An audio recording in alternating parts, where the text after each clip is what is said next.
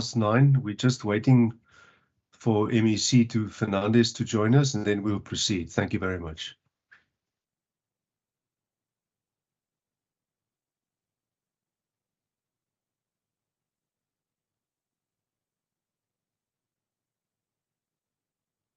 Dr. Kloete is not available today. Yeah. Next to mine. Yeah, 20th floor. Yeah. No, you know, no, he's here next to me on 20th floor.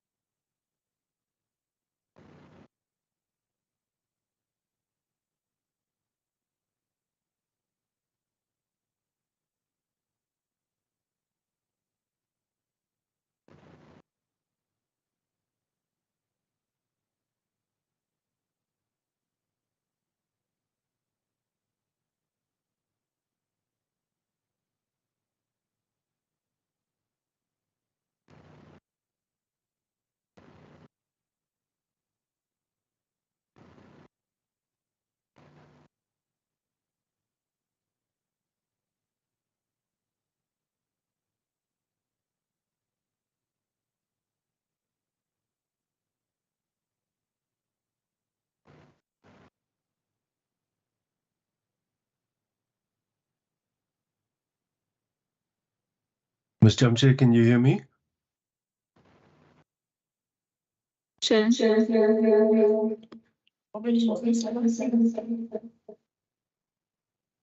There's an echo on the sound system on my side. I don't know whether it's the same on your side. Has the invitation been sent to Minister Fernandez? Yes, Chair. Thank you.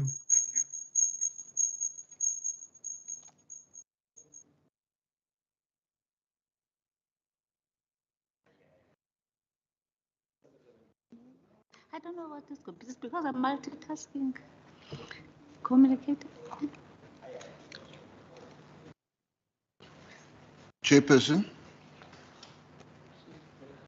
Morning, Member Plato. I'm listening. Morning, Chair. If the Minister is not responding, there's other meetings later on as well. I think the two senior officials are with us. Maybe they can proceed in the meantime. Thank you, Member Plato. I'll just give it one more minute, please.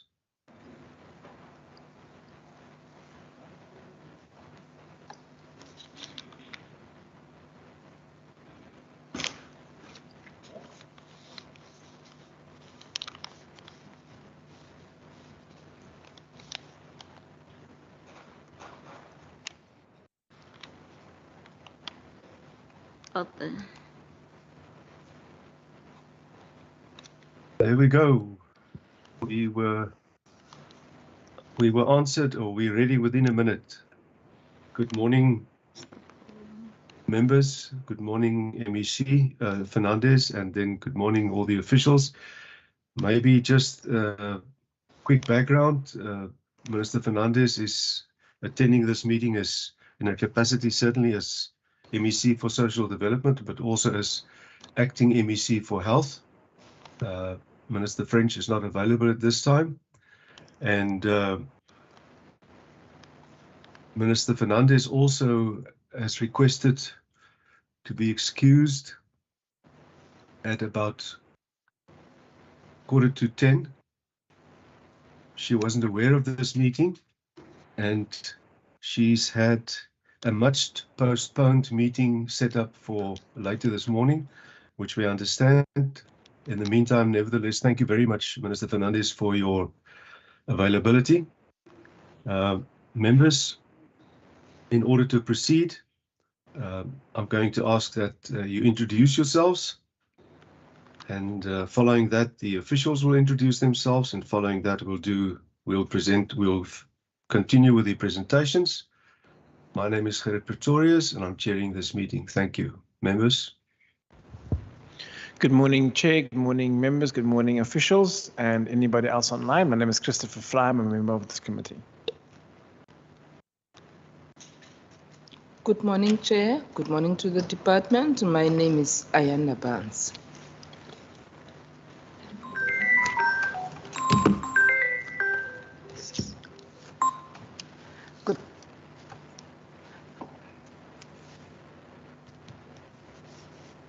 Good morning, Chairperson and everyone. My name is Rachel van Vogel. Good morning, members. Good morning, Chair and the department. My name is Gladys Bakubaku Force. Good morning. My name is Dan Plato. Thank you, members. Ms. Jamche, have we received any apologies? No apologies, Chair. Thank you. I have received one apology, and that is of Professor Matthew from the Child Death Review Board. Professor Matthew was invited to also attend this meeting and brief the committee on their work. The professor, however, has indicated that she was abroad and that she's no longer the chairperson of the Child Review Board. And so we will not obviously have a meeting by them, but the briefings that we will have are from the Department of Social Development and the Department of Health. And we will do that in this sequence. So because the minister has to excuse herself, I'm going to ask and request that the presentation by the Department of Social Development takes precedence on this occasion. If we could please proceed. Sorry, I haven't asked the officials to introduce themselves. My sincerest apologies. The officials, please. Thank you. Thank you, Honourable Chair, members and Minister. I'm Dr. Karim. I'm the Chief of Operations, Department of Health and Wellness. Welcome, Doctor. Good morning, everybody. Morning, Chair. I'm Nicole Teni. I work in the Early Life Course Unit in the Service Priority Directorate. Thank you. Thank you very much. Your name just for me again, please. Nicole Teni. Pleased to meet you and welcome.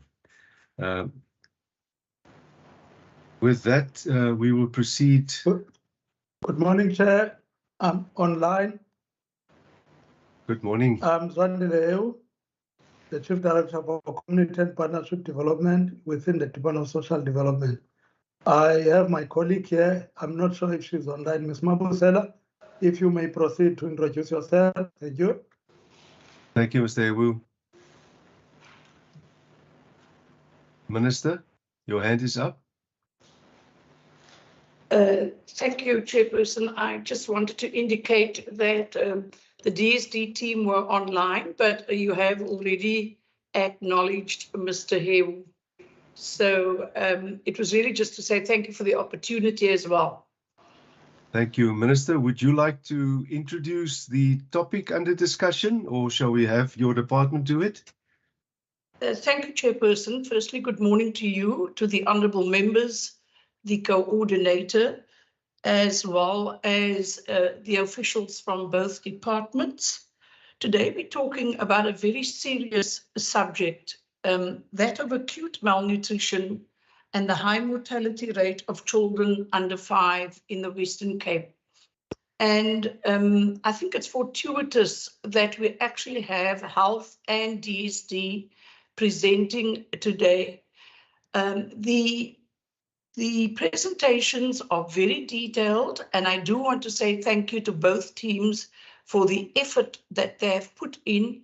So at the cost of eating into anyone's presentation time, I thought I would just limit my input to saying that acute malnutrition and growth stunting speaks to the great socio-economic crisis our country faces. And the only way to overcome this completely, besides the measures we have in place, is through poverty eradication and social upliftment, which can only be done through the dignity of being socially and economically empowered. That means jobs is front and center.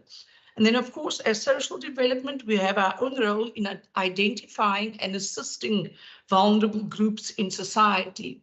And health has its role in capacitating frontline services in order to treat patients.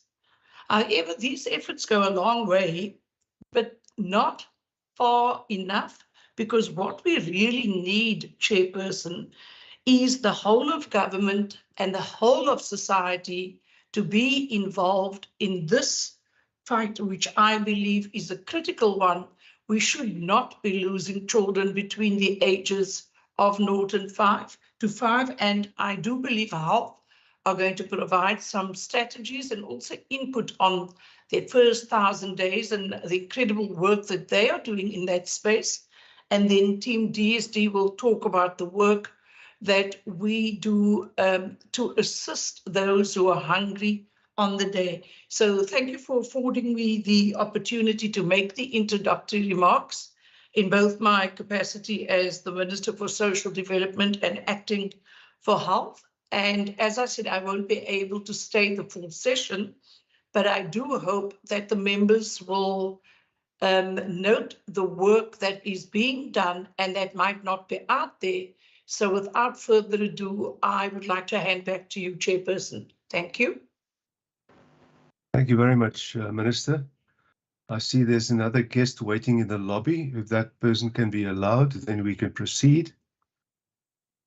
Thank you very much. Members and officials, we will then proceed with the presentation by the Department of Social Development. Thank you. Okay, thanks, Chair. I Sorry, think Chair.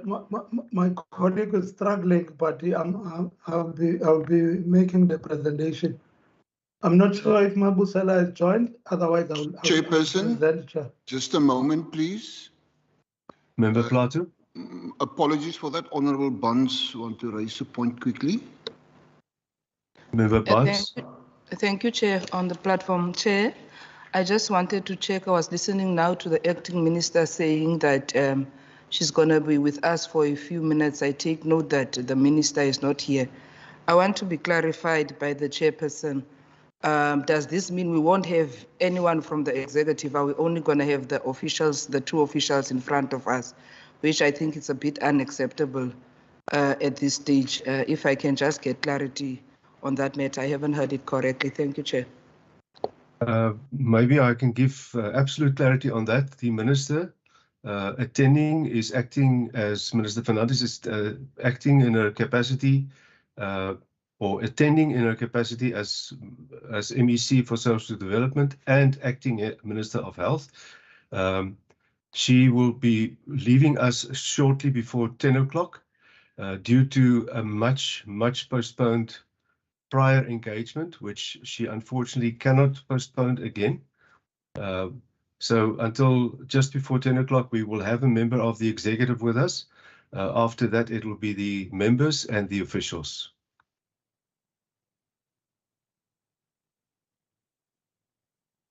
Can we proceed? Okay, Chair, thank you very much. Good morning to the Minister, the Chair, and all members present. Could you confirm, Chair, if you can see the presentation? It is visible, thank you.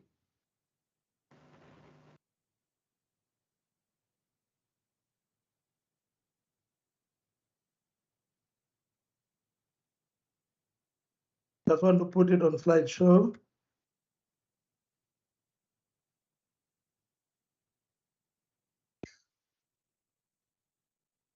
Is it there, Chair? It is visible, thank you. You may Thank you very proceed. much, Chair. Apologies, my colleague was going to give the presentation, but I'm equally fitted to do so. This is a briefing to the Standing Committee on Health and Wellness, acute nutrition and the high mortality rate of children under 5 in the Western Cape. This is the contribution by the Department of Social Development that will be presenting, Chair.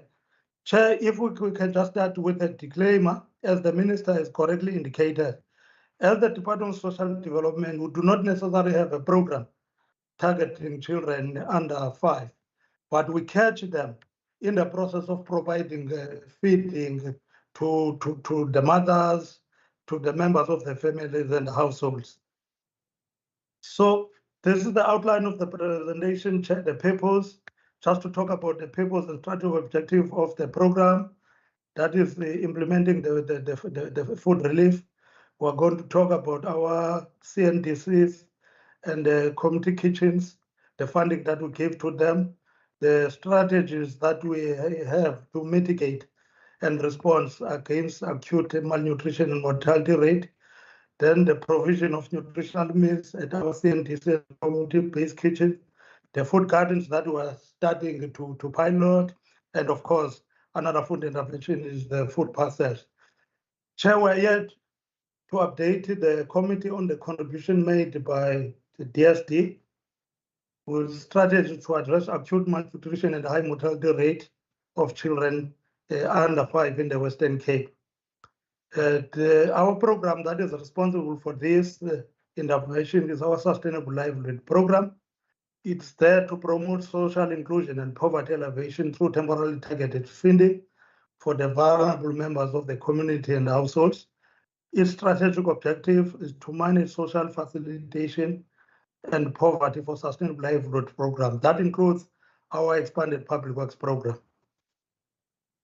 Our program is working with partners.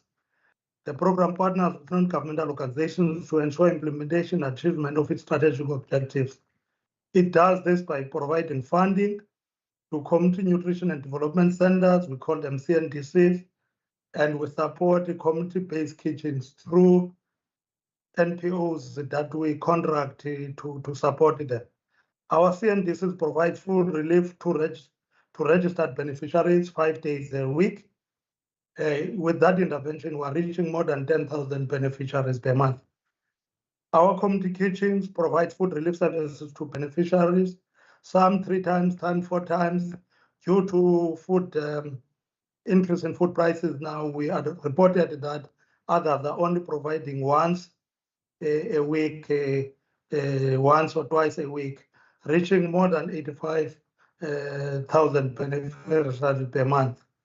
We want to confirm, Chair, that more than 1.1 million cooked meals have been provided to vulnerable individuals by this department since the beginning of the current political term.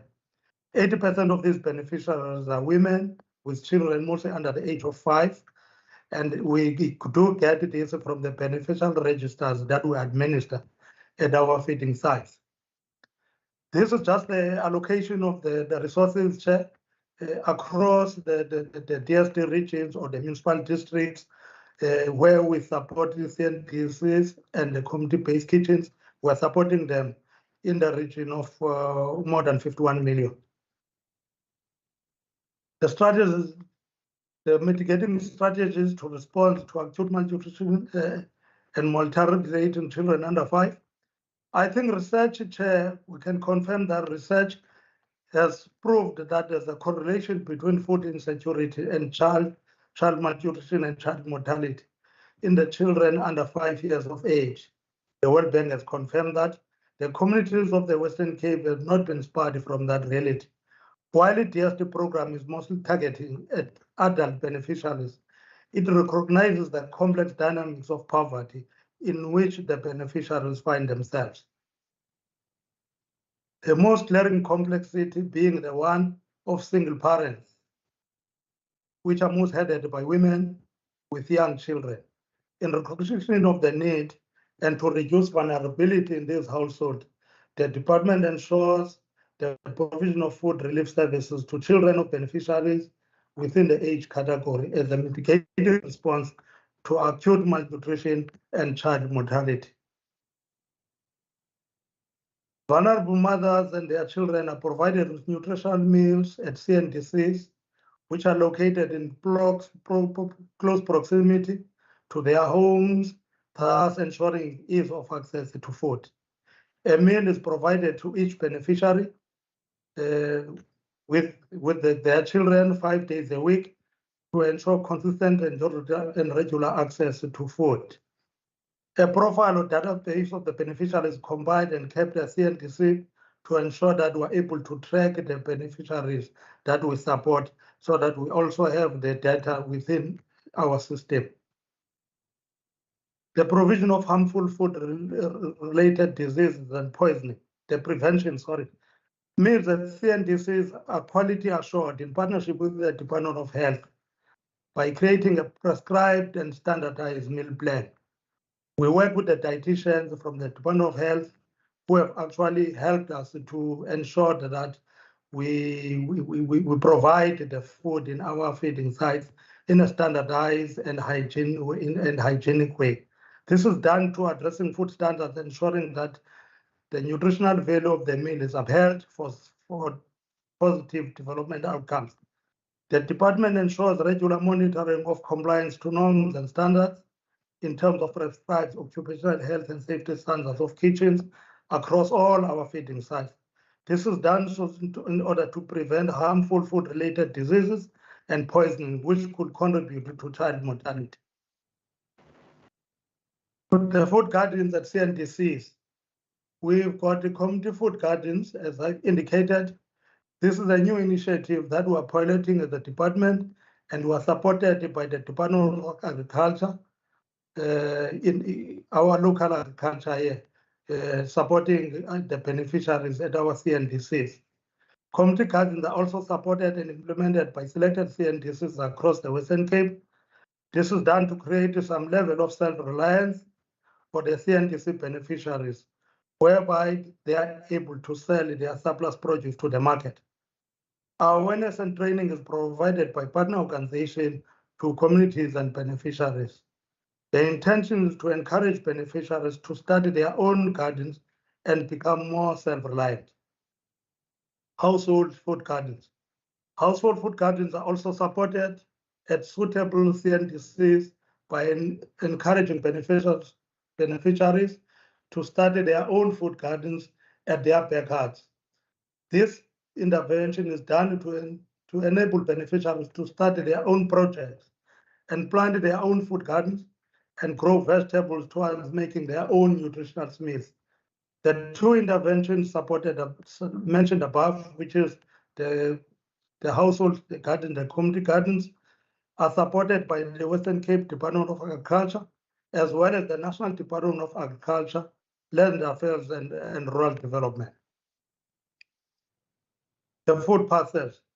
The Western Cape DSS provided 95,920 food parcels targeting individuals and households who needed food since 2020 as part of the COVID-19 response to minimize vulnerability in communities, especially women and children.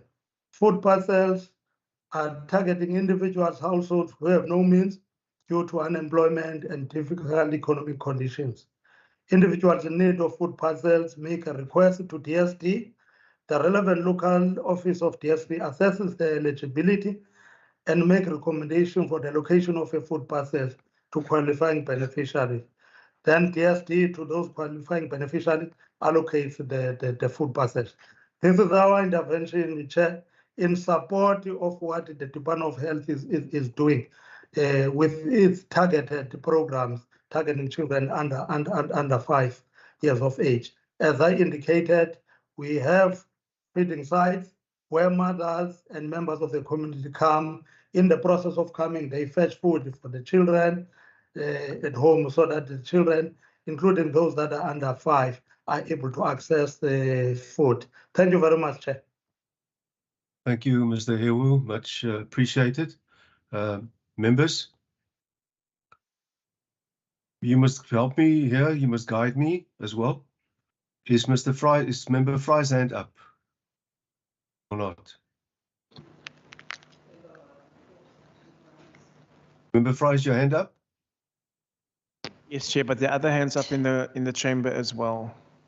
Can you please, well, you can't obviously do it on online. I must get an indication, Ms. Jamche, you will have to help me here. I can't see all the hands when they're raised. Which hands were up before your hand was up, Member Fry? Thank you. It's Member Fry, Chair, then Member Baku, then Member Barnes, then Member Van Vogel. Thank you. In that order. Members, I take it that those are questions. Okay. Member Fry? Van Vogel was first before me. Not see the hand. No, she was. Okay. Member Van Vogel? Thank you, Chair. Chair, I'm not sure, Nomonde, do we have the presentation? Because I don't have network, I'm off. I don't have access to my emails. So do we have the presentation? The presentations were emailed to the members, but we are struggling with printers. Okay. And we were hoping that health was going to present first, then social development. While health is presenting, we can sort out the presentation for social development, but it was done the other way around.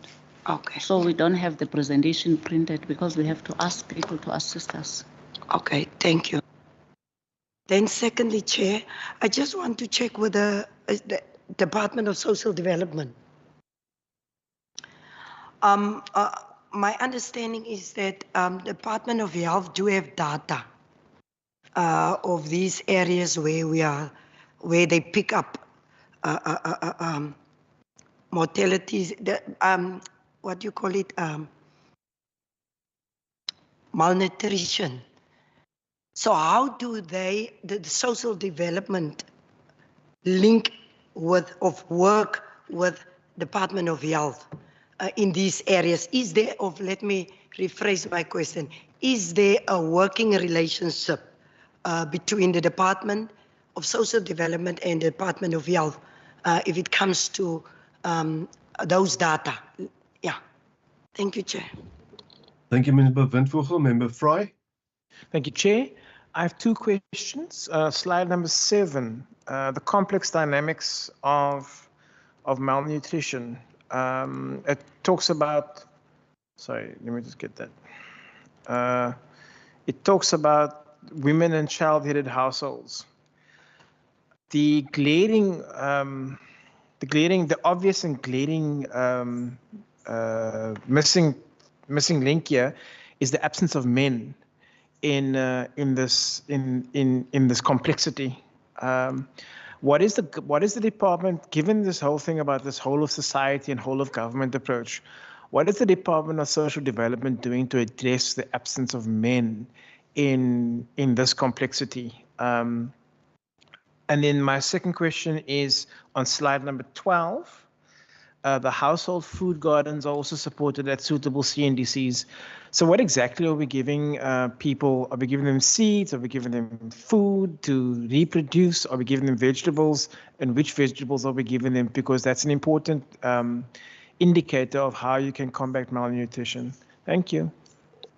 Thank you, Member Fry. Member Baku Vos. Sorry, Member Buns. Member Buns. Thank you, Chair. Chair, my question was on the last slide, I think the one before the last one, where it was speaking of food parcels for given to families for children under 5. It was just, in fact, the project was just highlighted. One wants to get an understanding as to perhaps what are the figures. Firstly, what figures? How many families or children that are affected are getting from these food parcels? And also, except for the distribution, we are sitting on the other side. And at times, one notices that these food parcels, it's not a sustainable thing. Where does the department come in, the entry point, and where does the department say, this is where we are stopping? The food parcels, you've had enough now, you are in a good position to continue.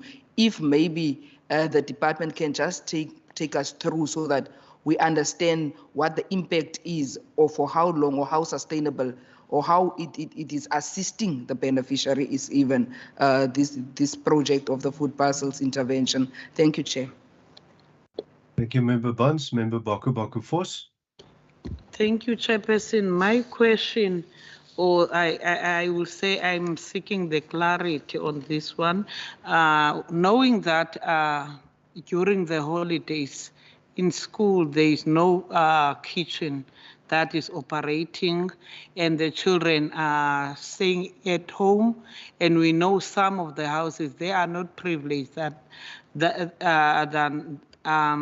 like other houses. So we have a disadvantage in other houses because the children doesn't have food. What plan are they putting in, or what can they do to accommodate those children who are not privileged or who are disadvantaged, so that they can at least get food during the holiday time? Thank you, Chairperson. Thank you, Member Baku Vos.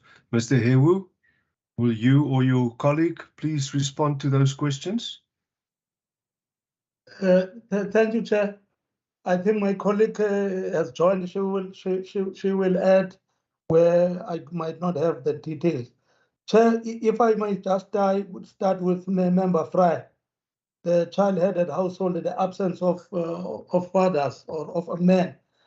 The department is having a program called Children and Families.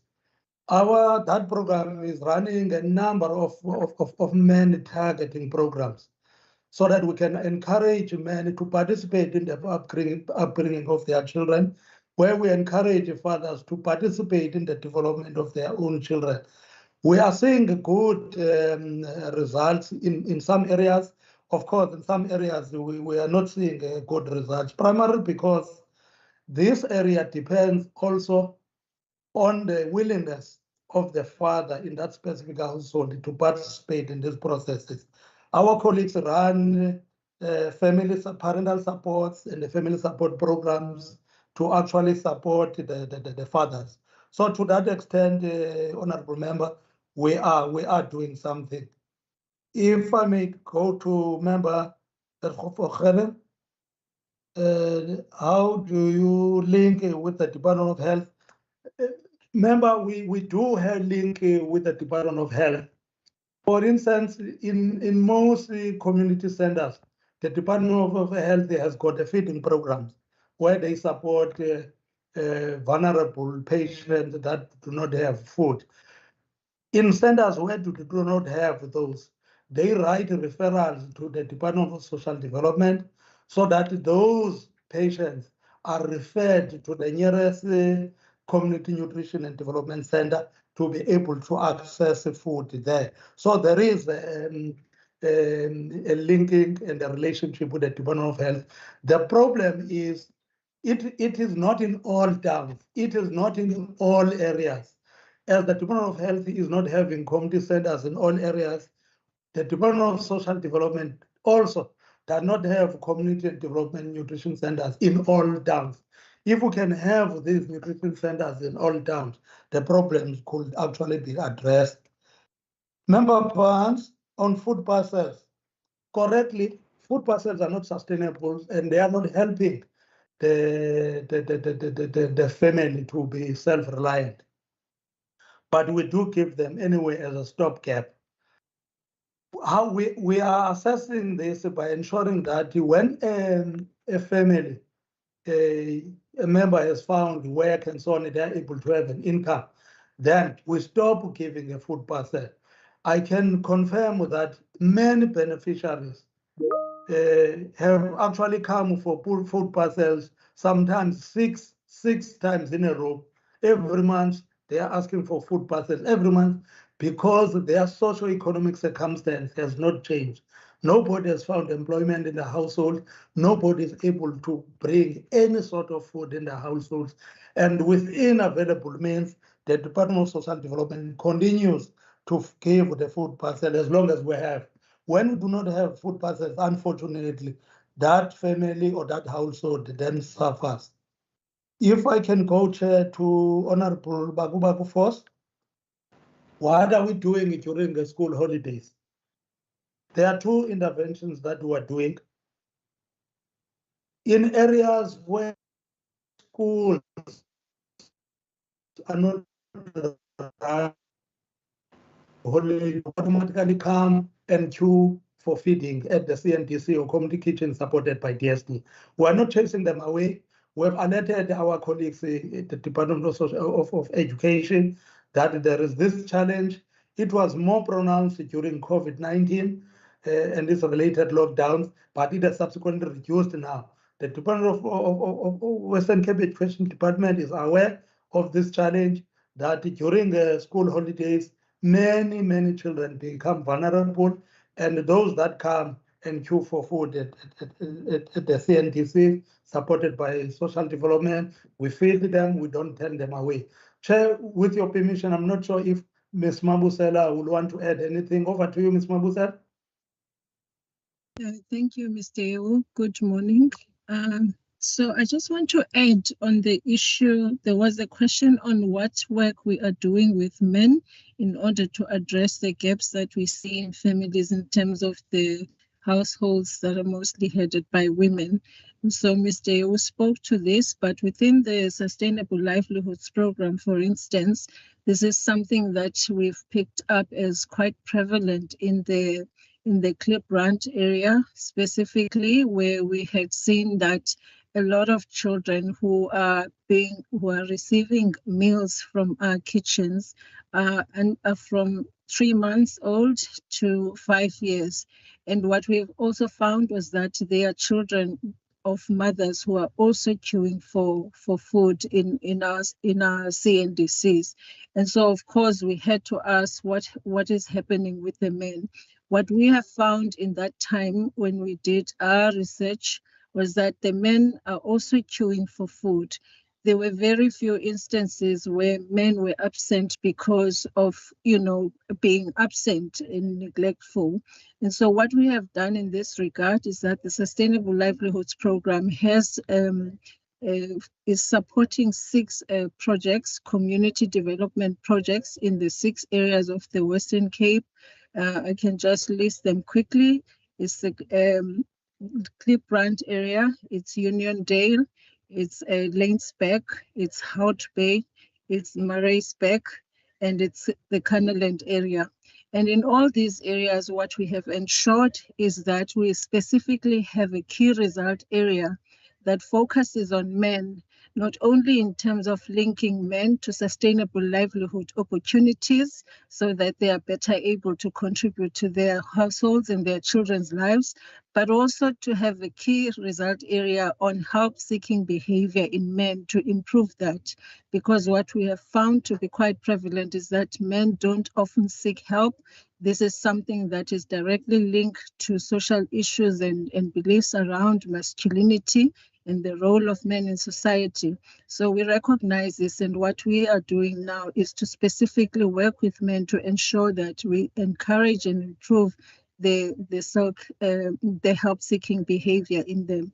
So in terms of data, we are still quite at infancy stage, although we have made inroads in terms of the work, but we will be able to provide a solid data probably in 6 months from now. And then the last part, there was a question on food gardens and what we are doing to ensure that whatever is being done, particularly in household food gardens, is something that would ensure that whatever is being planted has nutritional value.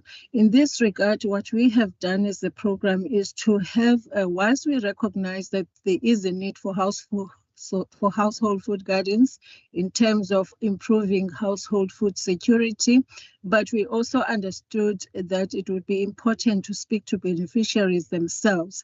And so we took time to interview different beneficiaries in different areas to ask them, to hear from them specifically what they think would be best for them and what they know to be things that the community appreciates. So whilst we try to meet health standards, but we want to also make sure that we meet and address the specific needs of communities. And in this regard, we have found that they do value vegetables a lot because this is something that they can manage easily. But also in some areas, what we have found, which is why the partnership with agriculture and other relevant stakeholders becomes so important. And fortunately, we do enjoy those partnerships because they've been able to advise in certain areas where what we thought would be good in terms of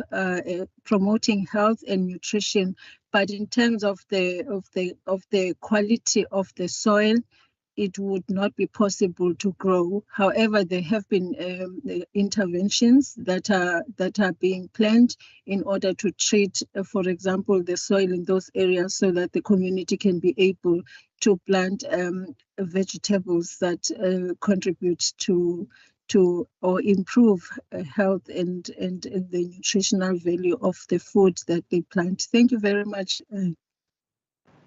Thank you, Ms. Mabusela. Chair, I realize that there's a question we did not answer. I think it was Member Bedford. No, it was Honorable Fry. And what are we giving the beneficiaries? Ms. Mabusela has answered part of that. Through our partnership, Honorable Member, with the Western Cape Department of Agriculture and the National Department of Rural Development and Land Affairs, they come in and give implements to the participants in the garden, wheelbarrows, rakes, and everything what they need. They're even repairing the boreholes where, like in Maritzburg, the borehole exists. They are currently repairing the boreholes so that there can be constant flow of water for the garden. They are giving the seeds, as Ms. Mabusela explained, is the seeds that will contribute to the nutritional value of the vegetables that will be planted. So through the partnerships, I think they are beneficial. They are value adding in support of our beneficiaries. Thank you, Chair. Thank you, Mr. Hewu. Mr. Hewu, if I may just request, it seems as if your content share screen is still active. If you could just maybe just unshare that, if that is the word, it would be appreciated. I also would like to thank you for that. I would also like to refer you to the chat box where the Minister has also added some comments. Minister, before we proceed, I see your hand, Member Windvogel. One moment. Minister, before we proceed, is there anything that you would like to add in addition to what you've written in the chat box? Thank you, Chairperson. There was a question that was raised around collaboration. And I just thought to identify that we have the three work streams. We have safety, we have jobs for growth, and the other one is well-being and dignity. And that is where these topics are discussed at a political level and at a technical level. And if we identify a deep dive, it obviously goes to a meeting which Premier chairs on a specific cabinet day. So there is collaboration, and as with safety, we all work together. So I just wanted to highlight that these presentations aren't done in isolation, but it is actually a result of a whole of government collaboration approach. Thank you, Chair. Thank you, Minister. Member Windvogel, did you have a follow-up question? Yes, thank you, Chairperson. I think the Minister covered me partly because it was not clear for me because Mr. Hewu. When he answered me, he was saying that where the Department of Health don't have centers, they are not working on that side. And that is really concerning if that is the case. But he can if it's not the case, then he can correct me. And I really do want to understand if the department can simplify the way of working if it comes to this collaboration. let's say if the Department of Health, if in Swellendam, in a certain area, they do have pick up an increase in this, increase of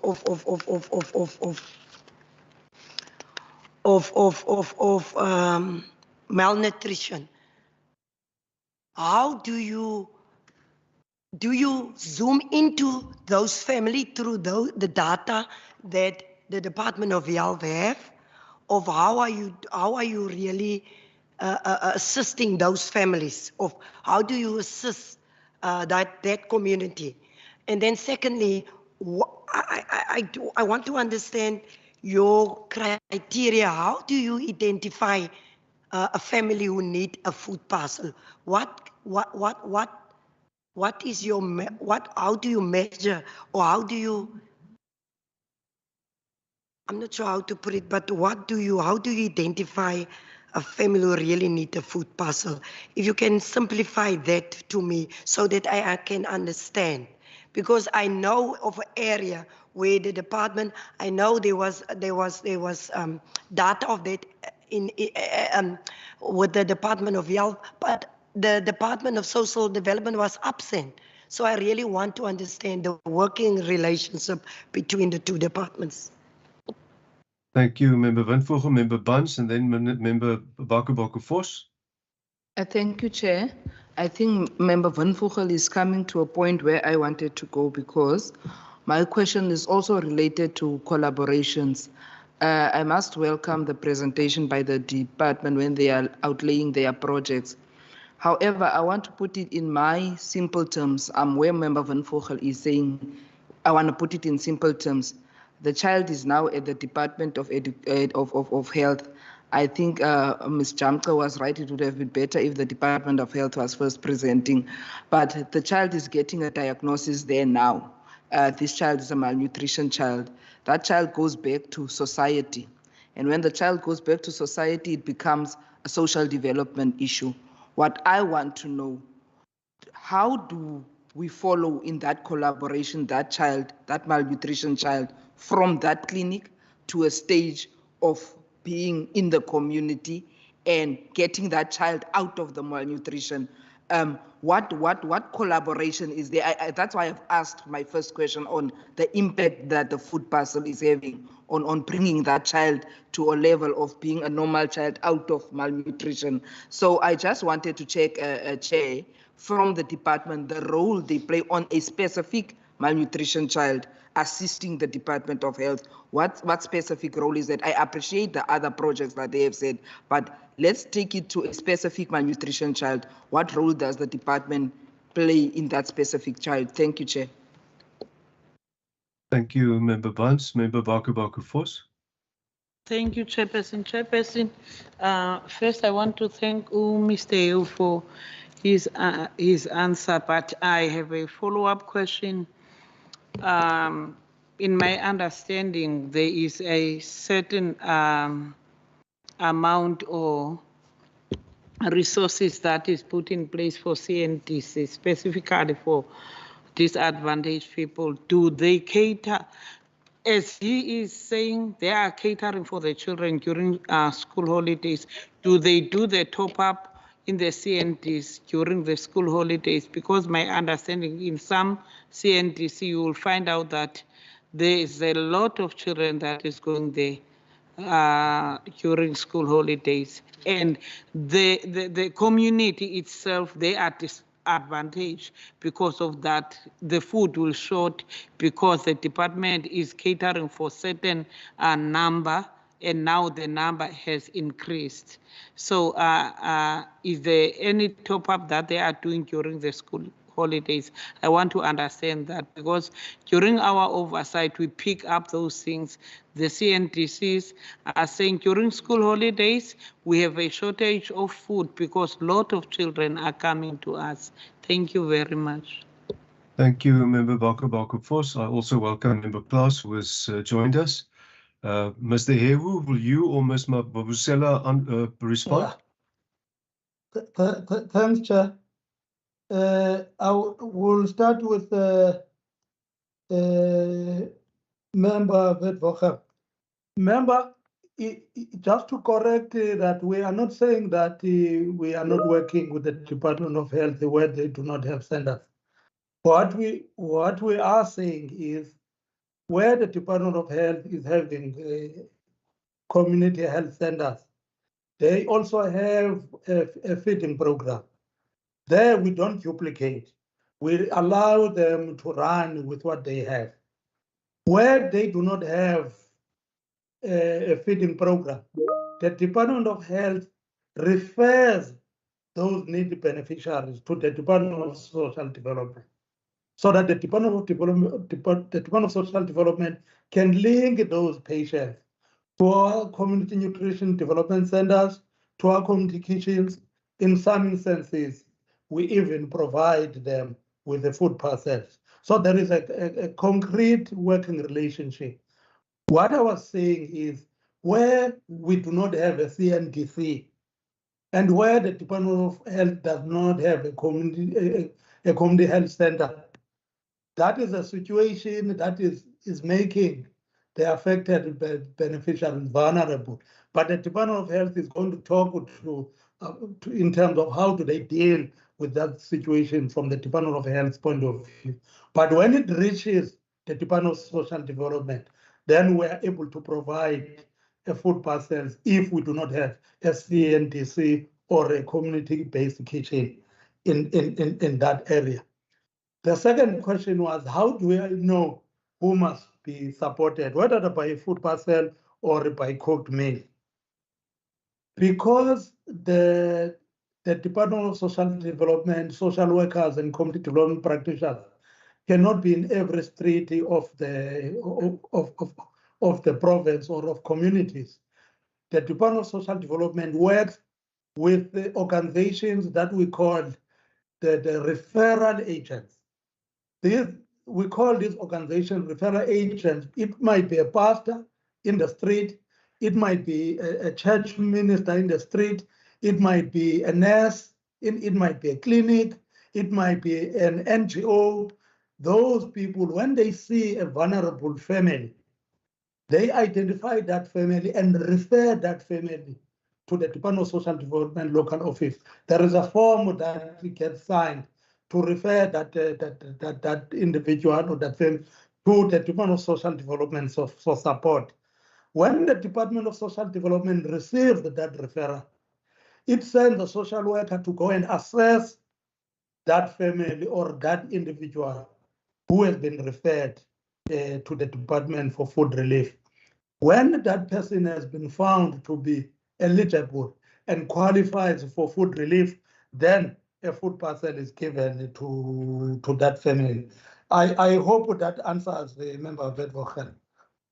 Then member Barnes, I think the Department of Health is going to explain how do they deal with the children that have been discharged, they are not out of the program. When they go back to their communities, how do they continually support them when they are at home? I can confirm from the Department of Social Development that we have a contribution in that where there are challenges and a specific child or a family is referred to us. We'll, one, refer that family to make sure that they are part of the daily feeding at CNDC or at the community kitchen, or a food parcel is given. But there is a dedicated program that the Department of Health will speak to. We know that our partners, like the Food Forward, for instance, have just partnered with the Department of Health to help to work with the Department of Health in this intervention. So there are similar other interventions that the Department of Health will explain. Member Baguba Force, you are correct. We have a serious challenge at the CNDCs during holidays. We are unable to top up financially because the budget has been allocated. So the food it ends up being divided amongst the people that are queuing for food. So the portion size is reduced and so on, and people complain. So we're speaking about this with our colleagues to say probably during the pressure periods, we give our CNDCs food parcels so that they can see how they can give families to augment the fact that they do not have enough food. But Ms. Mabusela might speak more about this one. Thank you very much. Ms. Mabusela? Thank you, Mr. Ewu. Thank you, Chair. So just to add, in terms of how CNDCs are managing some of the limitations they have in terms of food provision, particularly during the school holidays. But what I have also picked up is that this happens more often than beyond school holidays, that even though a number of children will still receive a meal at school in terms of those that go to school, but after school, often there is nothing at home. So what we have done, we have allowed our CNDCs to be part of certain platforms like the Food Forward, for example, where they are able to use part of our allocation to subscribe to them. The subscription means that each month they get a support from Food Forward, and this support is in terms of food. This enables them to supplement the meals that they are able to give, where often they give only one meal a day in terms of their allocation and in terms of what they can afford. They are now able to provide 2 meals a day. So this is something that we want to scale up, that we are encouraging, but it is something that does help quite a lot. Of course, as Mr. Ewu has said, during school holidays, it does become quite a challenge, and it's one, I suppose, that points to a much more complex dynamic in terms of the responses we have. And I think Minister has already touched on the different collaborations and the partnerships that we have in order to address issues of food insecurity in a more sustainable way, in terms of ensuring that we have a wider reach. So despite those limitations that we have, these, as mentioned, are some of the responses that we are employing and putting in place in the different communities. Thank you. Thank you, Ms. Mabusela. Thank you, Mr. Ewu. Members, are there any further questions? My screen is extremely blurred, so not my screen, the PC screen is blurred. If I could be assisted, Ms. Jamche, are there any further questions? No further questions, Chair. Thank you. In that case, Mr. Ewu, Ms. Mabusela, thank you very much for the presentation. Thank you for your attendance online, and thanks to the officials who prepared the presentation. Members, we will then... Thank you very much, sir. You're welcome. Members, we will then proceed to the next presentation by the Department of Health. Chair, sorry, Chair. Member Klaas. I'm first apologizing for being late, and I see that you are closing, but at that time I want just have an easy question. I apologize that. Can you give me that chance? Just the one question, Chairperson, before you close that session. If Mr. Ewu is still online, you may proceed. Thank you, Chair. Chair, my question is that in these feeding schemes that they are busy with it, I've got also lack of understanding, because I saw the municipalities also are giving these feeding schemes. How did they process the municipalities, or the municipalities are doing these feeding schemes themselves? Because there is a lacking between them, fighting that the municipality must give to the ward councillors. And I don't know that process is in law or what. So I want just to try with it. Is them giving that feeding schemes, as they talk about referrals, how process do they do in municipality? Thank you. Thank you, Member Klaas. Mr. Ewu, if you're still available, please, could you respond? Yes, Chair. Fortunately, I'm still here and my colleague is still here. Chair, we have a great collaboration with municipalities regarding the feeding. This was actually cemented during COVID-19 because we did not want to duplicate the efforts. So we were meeting with municipalities. We had a list. we had a list of where they were providing food, and that list has actually assisted us to put a database together for the community-based kitchens. So the community-based kitchens that we're talking about are the kitchens whose database has been put together with the support of the municipalities. However, as we are speaking, there are municipalities that are still running their own feeding programs, and we are not competing with them. We are actually trying to work together and reinforce what they are doing, and they also complement what we are doing. So we are trying at all means that we do not duplicate. But I can confirm, Chair, that the municipalities have got their own, some municipalities have got their own feeding schemes, and we are not competing with them, and we are not duplicating. Thank you, Chair. Thank you, Mr. Hewu. Members, then Mr. Hewu, I would like to invite you and or Ms. Mabusela to please remain in the meeting. I think there might be the possibility of follow-up questions to you after the presentation of the Department of Health. I trust that that's in order with you. Chair, sorry. Okay, Chair. Thank you. Sorry, Member Chair. Klaas? Yes, Chair. Chair, I want him to can I have a meet with him, because there's certain things that I want to understand about municipalities, and I like what he said that they are doing on their own. But what we know about the municipalities are supported by government for anything. So now when they said they are doing on their own, we will have to know which fund did they get for that food.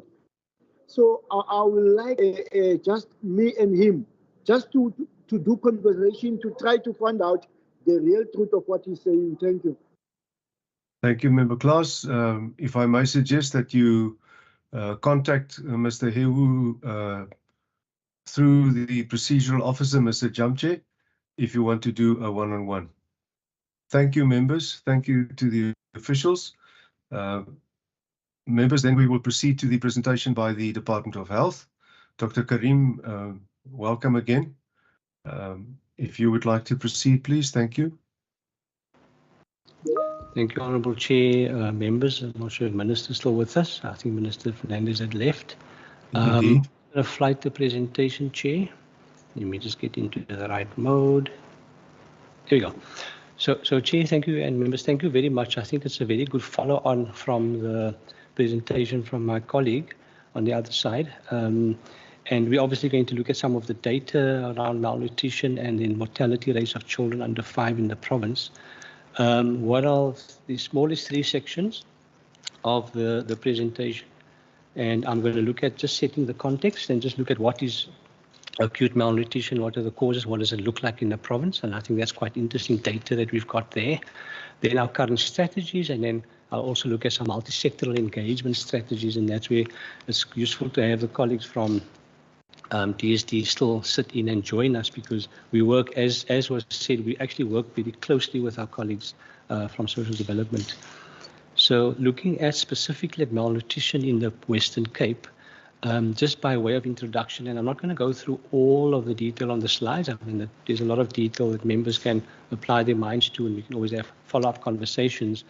But, oh, the slide hasn't moved. Sorry. Why is it now stuck on my side? Wait, let me just reflight the Chair, because it's not moving on the screen. It's moving my side, but not there. So let me just redo that.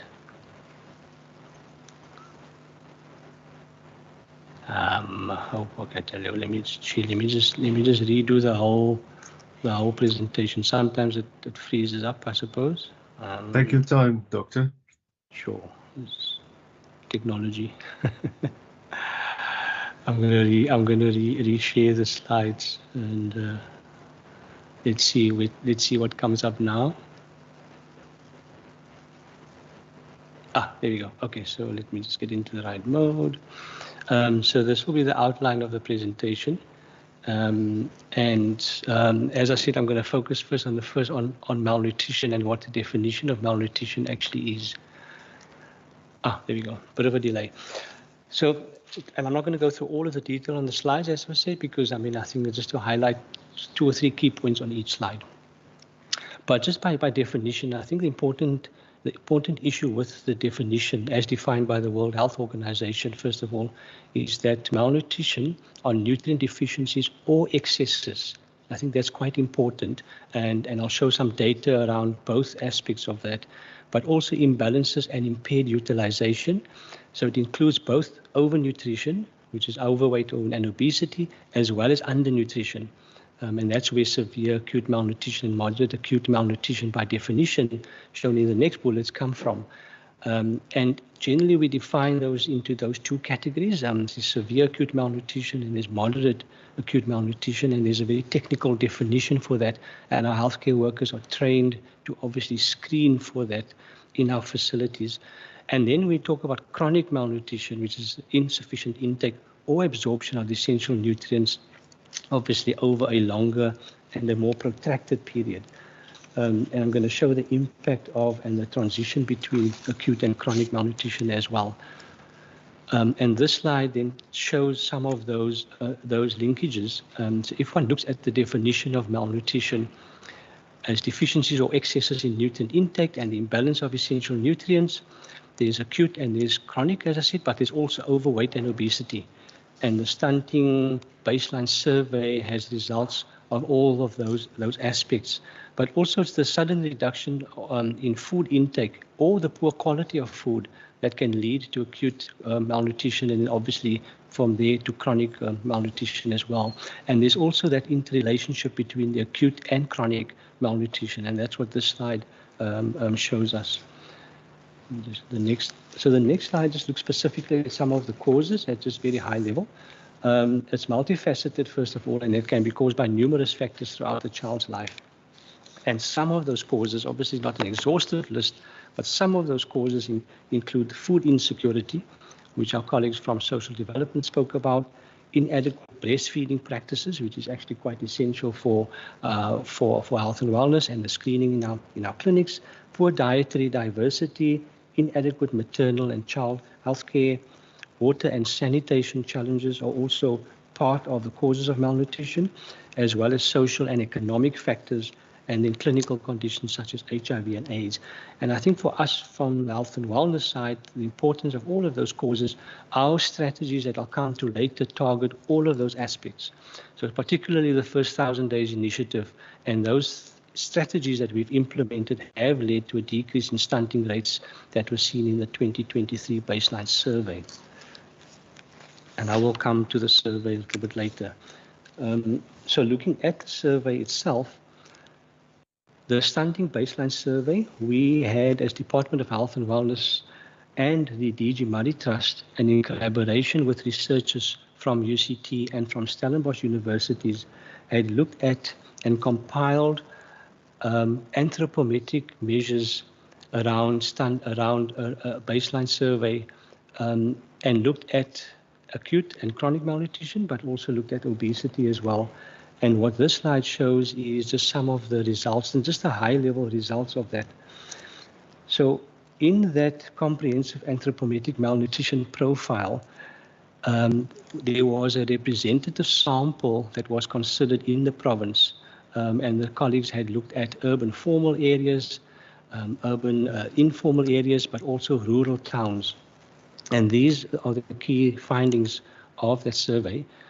The 2023 stunting survey then showed an overall improvement in the Western Cape province from 27.4% in 2016 to 17.55% in 23.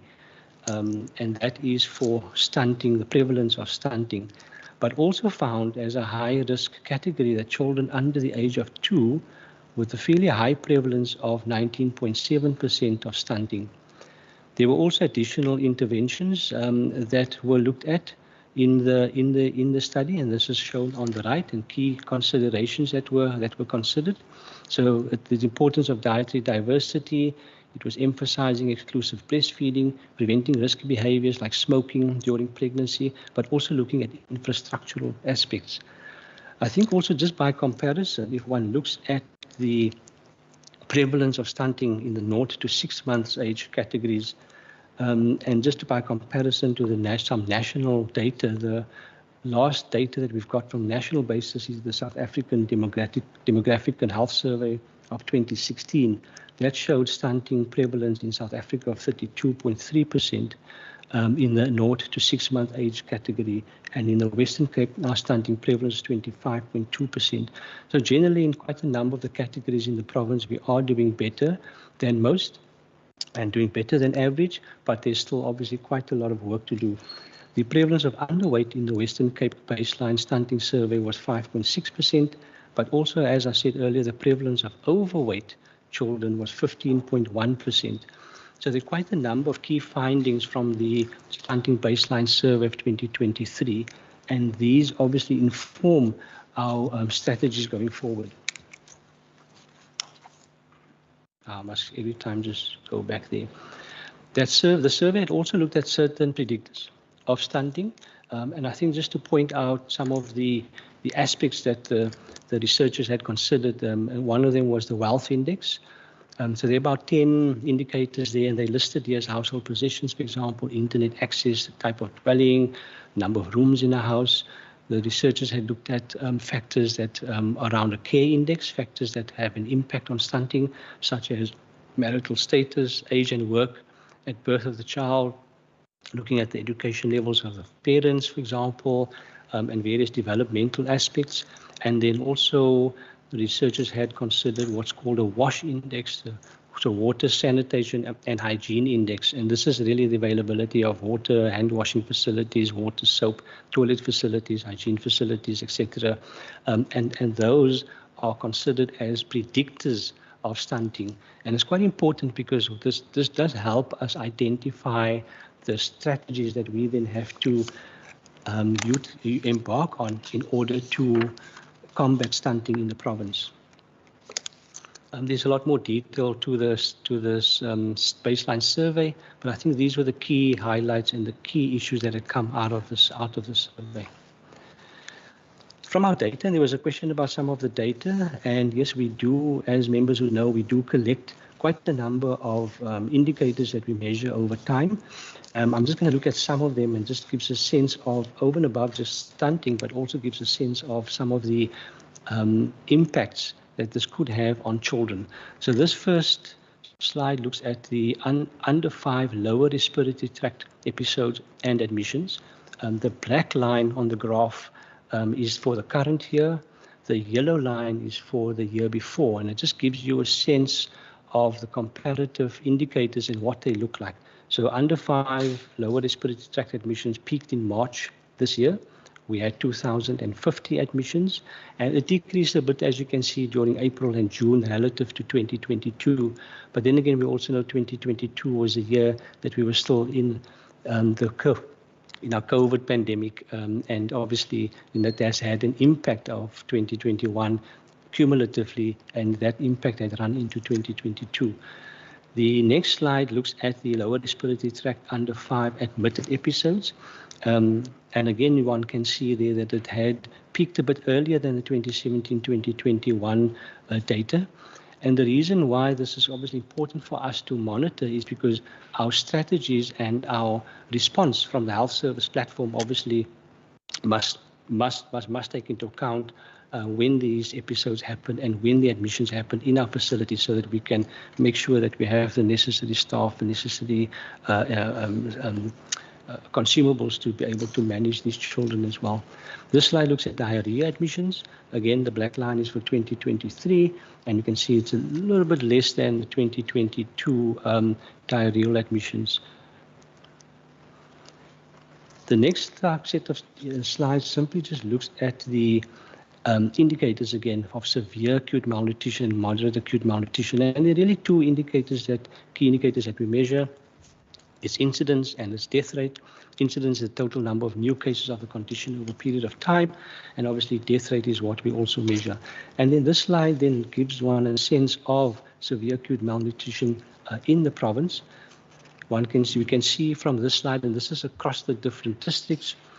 In the Cape Town district, it's 1.93. Cape Winelands 4.34. These are the totals for 2022-23. Central Karoo is at 5.92, so that's actually the highest incidence of severe acute malnutrition in the province. Eden is at 3.86, Overberg at 2.66, and the West Coast at 2.03, with an overall incidence for severe acute malnutrition in the province at 2.54 for the year 2022-23.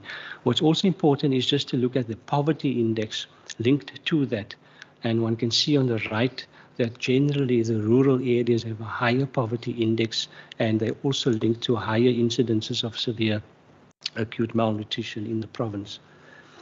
What's encouraging is that in Q1, yes, Member Plato. Yes. Sure, so it's the total number of children with severe acute malnutrition as a numerator divided by the children as a denominator. And so that would translate to probably around 2, on average, about 2 children per who have severe acute malnutrition. We also have death rates that's roughly mirror that. So if I can just add, it's the rate per 1,000 children. Yes, sorry, rates are per 1,000. We measure per 1,000 for severe acute malnutrition. I think what's also important is just to look at the Q1, April, June 23 versus Q1, April, June 2022. And that shows a drop in the severe acute malnutrition rates as well. And it's in line with the findings from the Western Cape Baseline Stunting Survey that has shown over the last few years a decrease in severe acute malnutrition in stunting in the Western Cape. And obviously it's important for us to take note of that because it does impact and defines the strategies to deal with the acute malnutrition in the province. This is the metro, just taken the metro areas and just broken the metro down in more detail. It's again severe acute malnutrition incidence. And one can see again the area with the highest incidence is Khayelitsha at 3.37. That's followed by Mitchell's Plain at 2.63 and the western sub-district of the province at 2.55, the eastern sub-district of the province at 2.52, and then one can see also the northern area at 1.10 and the southern area at 1.04. And again, one can see the first quarter of this year, 2023, compared to the first quarter of 2022-23, there has been a reduction in the incidence of severe acute malnutrition in the Cape Town metropolitan area. The next section is going to look at strategies in place to combat acute malnutrition. And I think part of this, or part of the next this set of slides, is just to give members a sense of the various strategies at a high level. And obviously we can talk about a little more about the detail, but the World Health Agenda guides many of these targeted strategies and interventions. It's the Survive, Thrive and Transform agenda. And this is a global agenda as well, and many countries follow this strategy. So survive is obviously to end preventable deaths. Thriving is to ensure the health and well-being of children, and to transform is to expand in enabling environments in which children find themselves. On the right-hand side, you'll see it's just part of to point out is it's a whole of society approach that's required. And our colleagues from social development had spoken a bit about the relationship with the municipalities, it's the whole of government, the different aspects or different arms of government that all need to work together to ensure that children survive, thrive, and can transform. This slide is the UNICEF conceptual framework, and it just shows how connected all these factors are that eventually lead to malnutrition. And it does imply a holistic approach is required to combat malnutrition. It looks at the enabling environments, enabling determinants, there are underlying determinants, there are immediate determinants, and then obviously what the outcomes are for maternal and child nutrition. And again, this is part of the strategy that then defines the approach that health and wellness takes. This framework for action looks at and shows different approaches that can target malnutrition. All of these must be targeted. There are nutrition-specific interventions and programs. There are nutrition-sensitive programs and approaches, but there's also the enabling environment that must be targeted. And all of these together would eventually have an impact and a significant impact during the life course of a child. And obviously, as you can see from on the top, it would decrease morbidity and mortality, improve cognitive, motor, socio-emotional development, increase school performance and learning capacity, and that as a child grows into through the teenage years into adulthood, obviously would have a benefit throughout the life course of that child. So it's quite important that we have a focus on the child in the very early days, and that focus for us is part of nurturing care framework. Again, it's a World Health Organization framework, essentially a roadmap that supports children's well-being, caregiver support, and health and growth potential. And this is part of our strategy that we've implemented in the province over several years already. And we will look, for example, at the Road to Health card, Road to Health booklet, and I'll give the members a sense of the type of strategies that we utilize. So just looking specifically a little bit more detail about the first 1,000 days then. And this is essentially the 1,000 days, where the first 1,000 days comes from. It's from conception up to roughly about 2 years old. We know that by the end of the first 1,000 days, the child's brain would have reached about 80% of its adult weight. So it's really quite essential that we focus on that first 1,000 days. And this is the program that we've implemented in the province. And there are various aspects of that program. And obviously, as we can see, there's an impact on, and has a profound impact on the child's cognitive development and learning abilities, and essentially sets the foundation for their future well-being. So ensuring access to proper nutrition and care during this critical window period is absolutely vital. One of those programs, for example, is exclusive breastfeeding, the infant feeding and breastfeeding that we promote as part of promoting healthy development and growth in the child. But it's also important that we make sure that there's a connection between the factors like childhood nutrition and the longer life outcomes. There's a parent-child relationship that we have to obviously consider as well. There are family support packages, and so it's a whole package of initiatives that's aimed at combating malnutrition. This next slide just gives a sense, as I said, about the Road to Health booklet. This has been in the province in existence for many years. As you can see, the development over time and how the Road to Health booklet has changed over the years and actually provides a lot more and more detailed information about a child's growth and development. And so for healthcare workers, this is actually quite an essential tool that we use to measure the child's growth and development, and it gives a sense of where the child is at and what trajectory the child is on. So every child needs to survive, thrive, and transform, and we've made sure that this transition of the Road to Health booklet, obviously, it's user-friendly, and that it has all the critical elements that the child needs, and ensuring the link to care, so that children aren't dropped from the care system, both between the Department of Health and Wellness, but also between the Department of Social Development.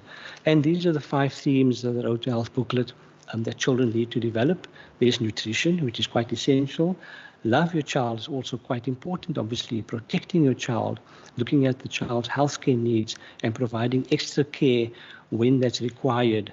And these are the aspects that we look at in the Road to Health booklet.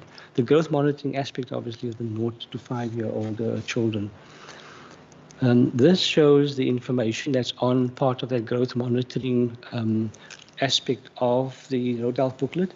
And so our healthcare workers would do screening, and this was a question that had come up earlier. Our healthcare workers would do a screening. It's essentially the mid-upper arm circumference that is measured, and we encourage that to be done at every visit from 6 months to 5 years, because this is really how we are able to pick up children who are at higher risk. And so this for us is quite an important screening tool, and this is obviously then documented, and we can follow up the child's growth and development over a period of time. The growth charts are also in the Road to Health booklet. There are 3 sets of charts. Oops, sorry, my apologies. There are 3 sets of charts, and it's important for our healthcare workers to then plot the child's development on these charts, and it gives one a visual sense As you can see in the three graphs, it's a visual sense of the growth and development of the child over a period of time. And these are just some of the measures that we use on the chart. There's the weight for age chart, there's a height for age chart, and there's a weight for height chart. And we plot the child's growth and development over time on these charts. Looking at that growth and development, growth monitoring and promotion in a little bit more detail, I mean, this is obviously an essential element of child survival and our primary healthcare approach. And it's essentially recognized as a tool that can prevent malnutrition, as an effective means for detecting growth that might falter early. It does provide a critical opportunity for preventive or curative actions, and it's also a powerful tool for increasing community awareness around children's growth and development. This slide just shows the growth monitoring and promotion across the life course of the child. And I've mentioned earlier, from preconception and pregnancy through infancy, early years, into childhood, adolescent, and then obviously as working adults, and then eventually as older people. So it's a lifelong approach. It's not just simply an approach that looks specifically at the first 1,000 days, but also does set the child up for a better trajectory in life. We have a number of circulars that have also demonstrated the strategies that the Department of Health and Wellness has undertaken to institutionalize our approach to improving our strategies for combating malnutrition. This, for example, is just one of our circulars. It's the Mother-Baby Friendly Initiative strategy. We've been utilizing this since 2009 already, and it shows 10 steps to successful breastfeeding. This is actually quite important because it has been shown that exclusive breastfeeding, 0 to 6 months, and then prolonged breastfeeding beyond that does have a positive impact on the child's growth and development. And so what we've done with this strategy is implement standards of care that will support optimal infant feeding. It's really the early initiation of breastfeeding within the first hour of birth and what we call skin-to-skin contact. There's exclusive breastfeeding for the first 6 months of life, and then the introduction of nutritionally adequate and safe complementary or solid foods, if you like, from 6 months, together with continued breastfeeding up to 2 years of age or beyond. And that really is quite essential for growth development of a child. This is an integrated management of acute malnutrition policy. Again, essentially links routine health services with community-based services. And the key interventions really look at preventing the development of acute malnutrition that, as I said, would include appropriate breastfeeding, but also complementary breastfeeding practices. But I think also, as shown in the last bullet, the key determinants in treating acute malnutrition encompasses more than just the feeding practices, but also includes factors that facilitate the identification, the follow-up, the monitoring, and evaluation of the implementation. So we can't just simply look at specific aspects of the nutrition program. We've got to follow up, we've got to monitor, we've got to make sure that children grow properly and that we are measuring that growth. The nutritional therapeutic program, this is a nutrition-specific intervention that's been implemented to address undernutrition in these various categories of patients that I've spoken about. You'll see in the graphic on the right where and how important screening and the assessment process actually is in that cycle that we talk about. And I think perhaps just to point out some of the objectives of the nutritional therapeutic program is really just to provide nutritional support to at-risk clients. And that would include the moderately acute malnourished children, as well as the severely acute malnourished child. And in this rehabilitation phase, to make sure that they don't falter on the growth path. And this is another strategy that we've implemented from this year. I think this slide just emphasizes the community-oriented primary care approach, and that the strategies that I've spoken about now are in fact encompassed in this community-oriented care approach. And we make sure that there's an active link between the strategies that we've embarked on to address malnutrition, but also the whole of the primary health care approach that we are implementing in the province. And so obviously, for example, it promotes frequent community-based screening and assessments. And this would help identify individuals who are experiencing deficiencies and who are at high risk of malnutrition. And it does allow us to have improved communication between healthcare providers and communities that can also promote educative opportunities for future mums. I think the last section, Chair, members, is just looking at the intersectoral engagements and innovation as well as transversal projects. And to start off with, one of the key programs is our linkages with the Department of Social Development, as we've just heard from our colleague. And there's quite a close system of referral between Department of Health and Wellness and Department of Social Development through our clinics to the community kitchens and the various social relief distress programs and the various community nutrition development centers. So if we pick up a child who's at risk in one of our clinics, for example, we would refer that child also to be part of these social relief distress programs. And so that linkage with Department of Social Development actually obviously quite crucial. So we pick up both eligible children and adults, and we then have a very close linkage between our facilities and the various social relief distress programs that the colleagues from DSD offer. And that referral system pathway just gives a sense of how that interrelationship happens. The Western Cape Education Department, obviously through their early childhood development centers, also delivers a very effective platform for child health services to underserved children. And there's quite close linkages with the Western Cape Education Department as well through the outreach services at the ECD centers. And those outreach services include malnutrition identification, provision of vitamin A, as well as deworming and catch-up immunization programs as well. There is a manual that we've developed with our partners, an operational manual that essentially aims to establish minimum standards and requirements for community-level food services that will ensure standardized nutrition for children in care facilities, but will also provide guidance to food handlers on safety, affordability, and appetizing meals. With .P, the Family Strengthening Program, and we've worked quite closely with our colleagues here around the family strengthening programs. And essentially, these programs are aimed at strengthening that relationship between the primary caregiver and the child. And its purpose is essentially to reduce family and community violence. And this is also part of our violence prevention approach. So the family strengthening program is really quite an essential program for the province. And I know that there's been additional funding that's been allocated to the family strengthening programs. And we use this family strengthening programs in various other aspects as well of our collective approach. So reducing violence and violence prevention, our mental health programs, etc. So there's quite close collaboration with our colleagues through Department of the Premier and particularly the Family Strengthening Program. And essentially aiming to nurture and strengthen those family relationships. And those have been shown to have a positive impact on not only combating malnutrition, but also on reducing violence. There's the City of Cape Town Reading Campaign, just to highlight some of the other linkages that the colleagues from Social Development also spoken a bit about. And there's tips for parents, tips for challenges, and essentially encouraging reading also promotes the cognitive development of the child.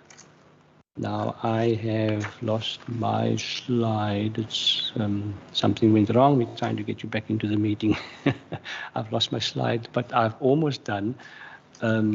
I'm just going to reshare again, Chair, and I've just got one or two more slides, and then I'm done. I hope it's going to come back up again, because I think what's quite important in the very last slide is, in fact, it's now not showing, but it's the acknowledgements. I just wanted to acknowledge the DG Murray Trust. We've worked quite closely. In fact, it's the first ever provincial comprehensive baseline survey that had been done on stunting in the province, in all the provinces in South Africa.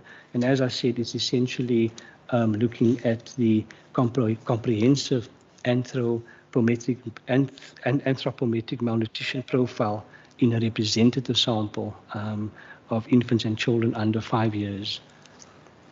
Chair, thank you very much. That was the end of it. Luckily, I was towards the end of my slides. Thank you, Dr. Karim. Thank you. Those slides have been handed out to the members. Thank you for that to the officials. Thank you for a very, very comprehensive briefing, Doctor. It is an enormous mouthful. And I think I see my colleagues' hands, and I think there are going to be quite a number of questions. Ms. Jamche, I don't know the sequence. I can see there are many hands. Can you perhaps allow me or help me?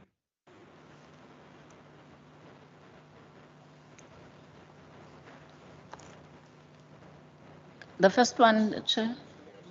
Member Fry? Member Fry, Member thank Van you. Vogel, Member Apaku, Member Barnes. Thank you. Thank you very much. Thank you, Chair. And thank you to Dr. Karim for the presentation. I've got 4 questions, but they're very quick. On slide 6, the HIV, focusing on HIV/AIDS and the role HIV/AIDS plays in causes of malnutrition. How is the department aiding research bodies like FAMCREW and KidCrew who look at HIV/AIDS and malnutrition and clearing mother to child HIV/AIDS? Is there any collaboration with research organizations like FAMCREW? Then slide 9, although I think the question's already been answered on slide 10, the correlation between malnutrition and diarrhea. Is there stronger? How strong is that correlation between cases of diarrhea and cases of malnutrition? My third question is it points to the whole of society approach, but it points to the Road to Health book, and the slide 23, slide 31 on the COPC, and slide 37. It relates to the love aspect of the Road to Health book. And the prevalence of GBV and especially violence against our children, which is we're almost becoming desensitized to this violence because there's shocking cases of violence against young children, even babies, and maybe the family strengthening program is one of the answers to that. And maybe I need to ask in my committee, the Premier's Committee, exactly what is the family strengthening program and how does it work? Is it just from .P, or does the Department of Health have an input into that program?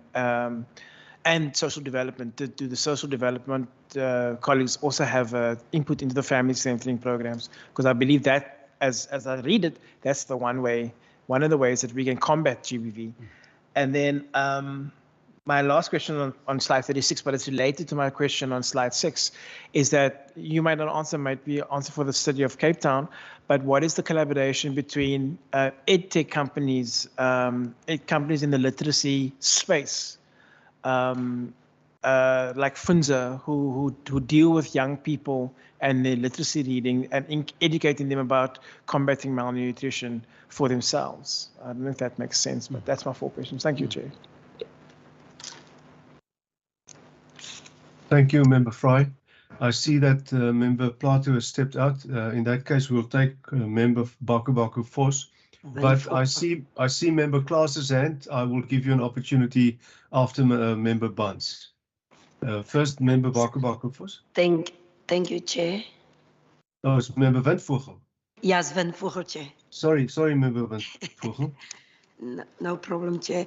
Chairperson, allow me first to welcome the presentation by Dr. Karim. In respect of the different categories of malnutrition mentioned, I would like to request details of the following. What is the prevalence of each of those categories in the province, and including its cause and health consequences for the Western Cape? And what is the child mortality rate in the province for this year? Then secondly, Chair, what are the cultural and social factors that contribute to malnutrition? And if I read your SAM incidents MHS correctly, I want to understand, is Khayelitsha a source of concern if we look at the numbers? And why is the rural areas not included in this report? Or does it mean we don't have malnutrition and high mortality rates of children under the age of 5 in the rural areas.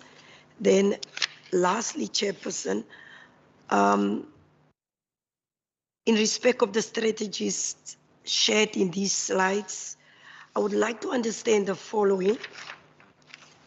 Are these strategies in any way helping to address the social and economic factors that give rise to malnutrition? And do these strategies help the poor to improve access to nutritious food? And if not, how do they help improve the situation? And are people in communities made aware of these strategies? And are our people educated about the importance of that? Then lastly, Chair, on the City of Cape Town reading campaign, do you have, because I see it's about reading, how does it fit in? Is it educational on the nutrition, the problem of the high rate of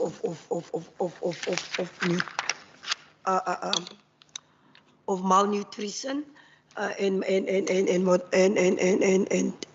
yeah, is it connected, or is it just a general program where you teach children about the importance of reading? I want to understand how does it connect to our program. Thank you so much, Chair. Thank you, Member Windvogel. Member Plato.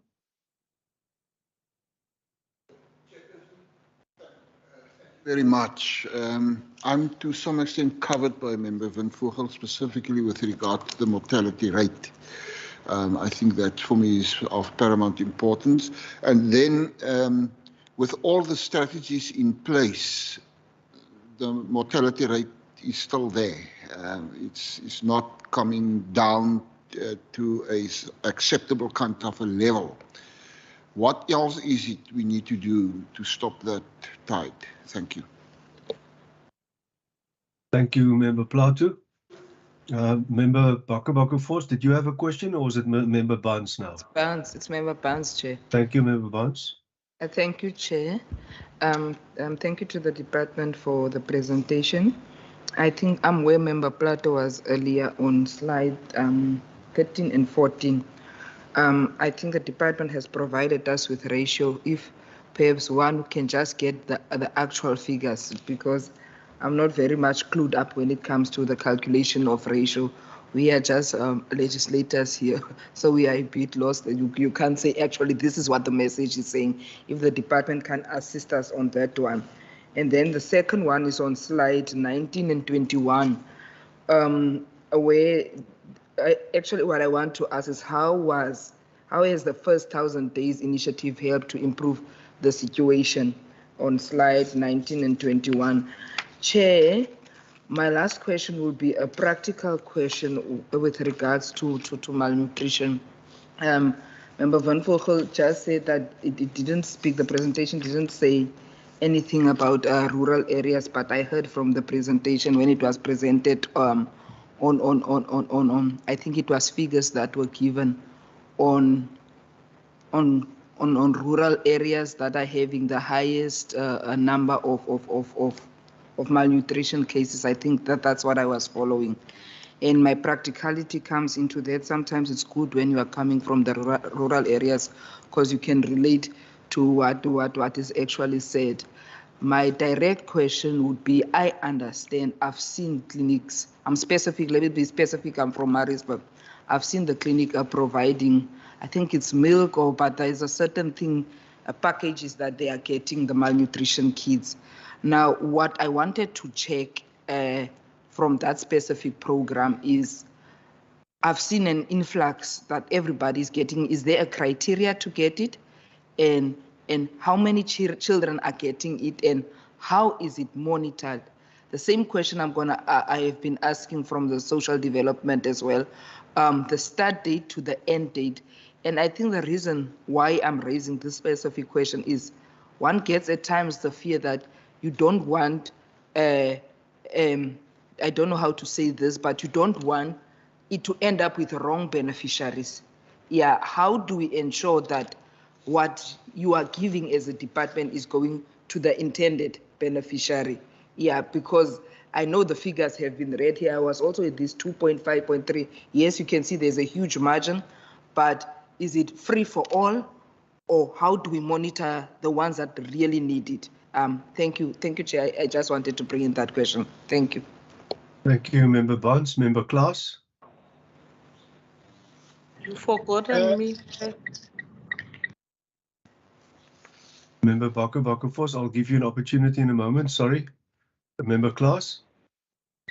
Thank you, Chairperson. Thank you also. I welcome Dr. Kalam for his presentation, and I'm very. Member Klaas, your vehicle's indicator light is on. It is off now. Thank you. Thank you. I was trying to switch it off. Okay. I thank Dr. Kalam for the presentation, but I'm worried that I won't slide for the question, but I will just briefly explain according to my understanding. As you, Chairperson, you have seen that I'm driving. My point on the malnutrition is the biggest point that I have to address to you, Doctor, through Chairperson, that this is a serious matter and was tabled to us, but I was told that you are going to come with a resolution that how did you come up with, but you have never stated that what are you doing with malnutrition. But what we are saying is that please give us a proper question that what are you resolving a malnutrition, because it is bad and there's people with HIV positive. How did you feed them through this malnutrition project? Because some of the people, they've got heart attack, but it's affected by HIV. So now if there is no process, my request on you is that why you don't serve the clinics money with food?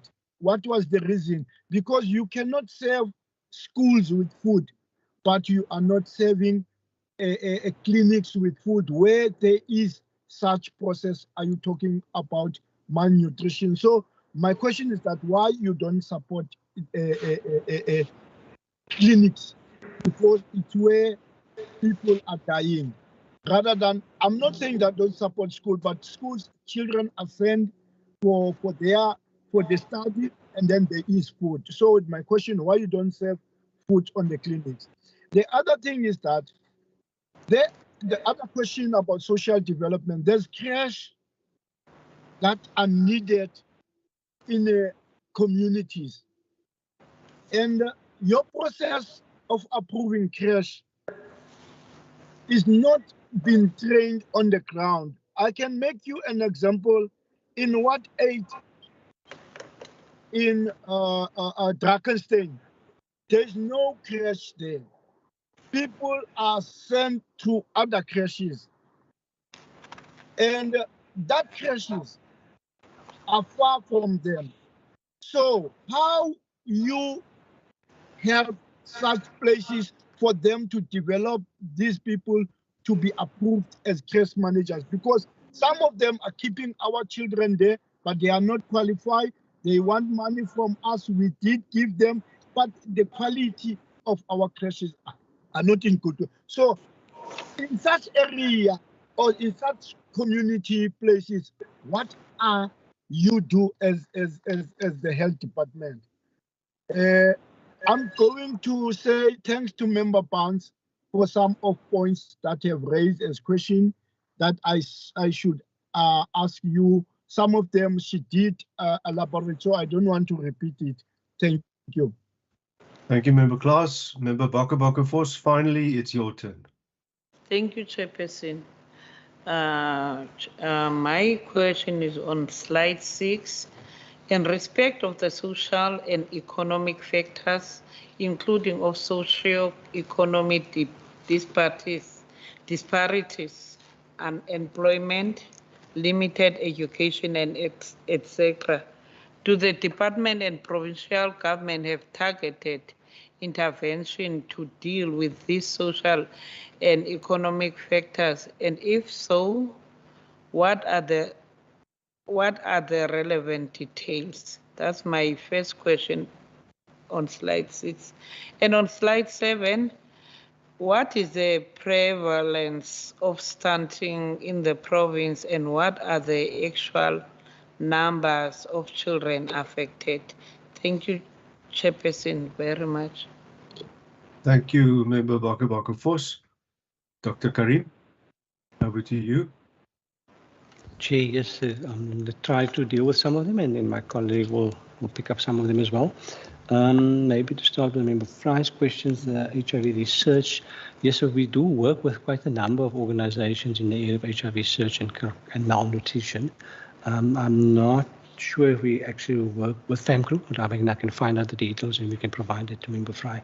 But we have quite an active research program for various areas for various programs in the department, including HIV/AIDS and the linkages with chronic malnutrition. And I will come back to the stunting baseline survey results, because our collaboration work with the DG Murray Trust, for example, is an example of that. But there's certainly other NPOs that we work with and that we fund as part of our community-based outreach programs that are not mentioned as part of this presentation, but we do work very actively with CBOs and NPOs in the communities, and part of that obviously is our healthcare workers, and part of the healthcare worker program, the community-based healthcare worker program, is screening for children who are at risk. The Road to Health booklet and the issue of gender-based violence is another pandemic, or I would almost call it, and particularly violence against children. Children are often caught up in violence between adults, and as we all know, there's often gang violence and other aspects of violence, and children unfortunately do get caught up in that violence. Part of our response, we think, and the part of the answer would lie in the family strengthening program that you've spoken about. And it is a comprehensive program. It's all arranged and coordinated by Department of the Premier, but it does involve a whole range of departments, including health and wellness, as well as social development. And a detailed presentation on that would actually be quite good, because it will be a comprehensive overarching program. And we really do believe, and evidence in fact confirms and corroborates that strengthening families actually has a positive impact on not only the child's growth and development, but in fact also can help prevent violence against women and children. The literature issue and the reading, and again, there was another question that was also asked, and I'll ask my colleague Nicolette to also add to that. But the reading does stimulate the cognitive development of children. And I think so that's actually quite an important linkage. It's not just the malnutrition and the actual food insecurity that has an impact on the child's development, but we must also take into account the cognitive development of the child, and reading encourages that, and reading obviously stimulates that cognitive development over a period of time. Member Windvogel also asked about the prevalence of severe acute malnutrition and moderate acute malnutrition. And I'm going to link it also to the question around from Member Plato about the mortality rates. And in fact, the last question from Member Bakwa as well about the nutrition stunting baseline. So, and it's quite important that we understand the data, because the data really tells a story on its own. This slide 7 does talk to the stunting baseline survey that was conducted in the province. And we do know that stunting is a measure of chronic malnutrition and reflects inadequate nutrition and poor growth during early childhood. But as I've said, it's also the survey had in fact, so the survey served as a reference point to measure progress, and they can evaluate the effectiveness of the intervention. So for us, it was quite important to understand what the stunting prevalence in the province is as a baseline. There have been various surveys over time, and all of them had sort of given us different indications of the prevalence. And so this was the first time that we actually had a representative sample across the province of children under 5, looking specifically at stunting. But as I said, it's not just the stunting aspect of it, there's also issues like obesity. And those are part of those comprehensive anthropometric measures that the study looked at. So if one looked at those results, and the key point, there were several aspects of the results, but the key point is the reduction in prevalence in the Western Cape from 27.4% in 2016 to 17.55% in 2023 when the study was conducted. So that was one of the key findings of the stunting baseline survey. But it did also find, for example, that children under 2, that the prevalence of stunting is 19.7%. So children under 2 are obviously at higher risk. And part of our strategies, in fact, would be to focus on the children under 2 as a subcategory of children under 5 and as a subcategory of children who are at risk. I did also mention about, as part of those measures, those anthropometric measures that the study focused on, that the prevalence of children who were overweight was 15%. So we also have to look at both aspects, and those are both aspects of the program and both aspects of the strategies that we are putting into place in order to combat chronic malnutrition, but also obviously to combat children who are overweight. And as I said, the study was commissioned by the Department of Health and Wellness in collaboration with the DG Murray Trust, and well as researchers from universities of Cape Town and Stellenbosch. And the study considered also key considerations and key aspects related to stunting that we need to address. And it's those measures that we are now identifying in the various strategies that we're going to put into place, more specifically looking at children under 5 and addressing stunting in those children. I think the issue of social factors, as was also asked twice, and how we and that's part of addressing this stunting in children or malnutrition in children. It's not just actually the actual dietary or nutritional aspect. It's the whole of the socioeconomic causes, underlying causes that we need to address. And there are quite a few programs, obviously, that we work with. I mentioned the Family Strengthening Program. There's also various aspects or programs that the whole of government is putting into place around uplifting communities in terms of the risk factors, the socioeconomic risk factors, and we can go into some of those more detailed. We contribute into that space in a whole of society approach. There was a question specifically on slides 13 and 14. I think they were the data.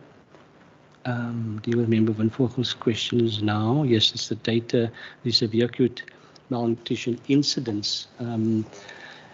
Yeah, and absolutely. And we can provide some more of the detail around this. This is obviously just the high-level results and outcome of the of the various. Sorry, this is. I'm looking at the slide for now. Yeah, slide 13. Yeah, here we go. I found it. So slide 13 is the severe acute malnutrition incidence, and slide 14 just shows the same incidence for the metro. And as we can see, the more at-risk areas, and remember, I think Dr. Barnes also mentioned it about the rural areas being more at risk than the metropole areas, and it does link to the poverty index. So the poorer the areas and the communities, the higher the incidence that we will find of severe acute malnutrition. There was also a question, if I remember, about Platt had asked about the case fatality rate. We have various measures, various indicators. We look at the under 5 case fatality rate, and the under 5 case fatality rate, if one compares that against the live birth rate for 2023 was 1.3%.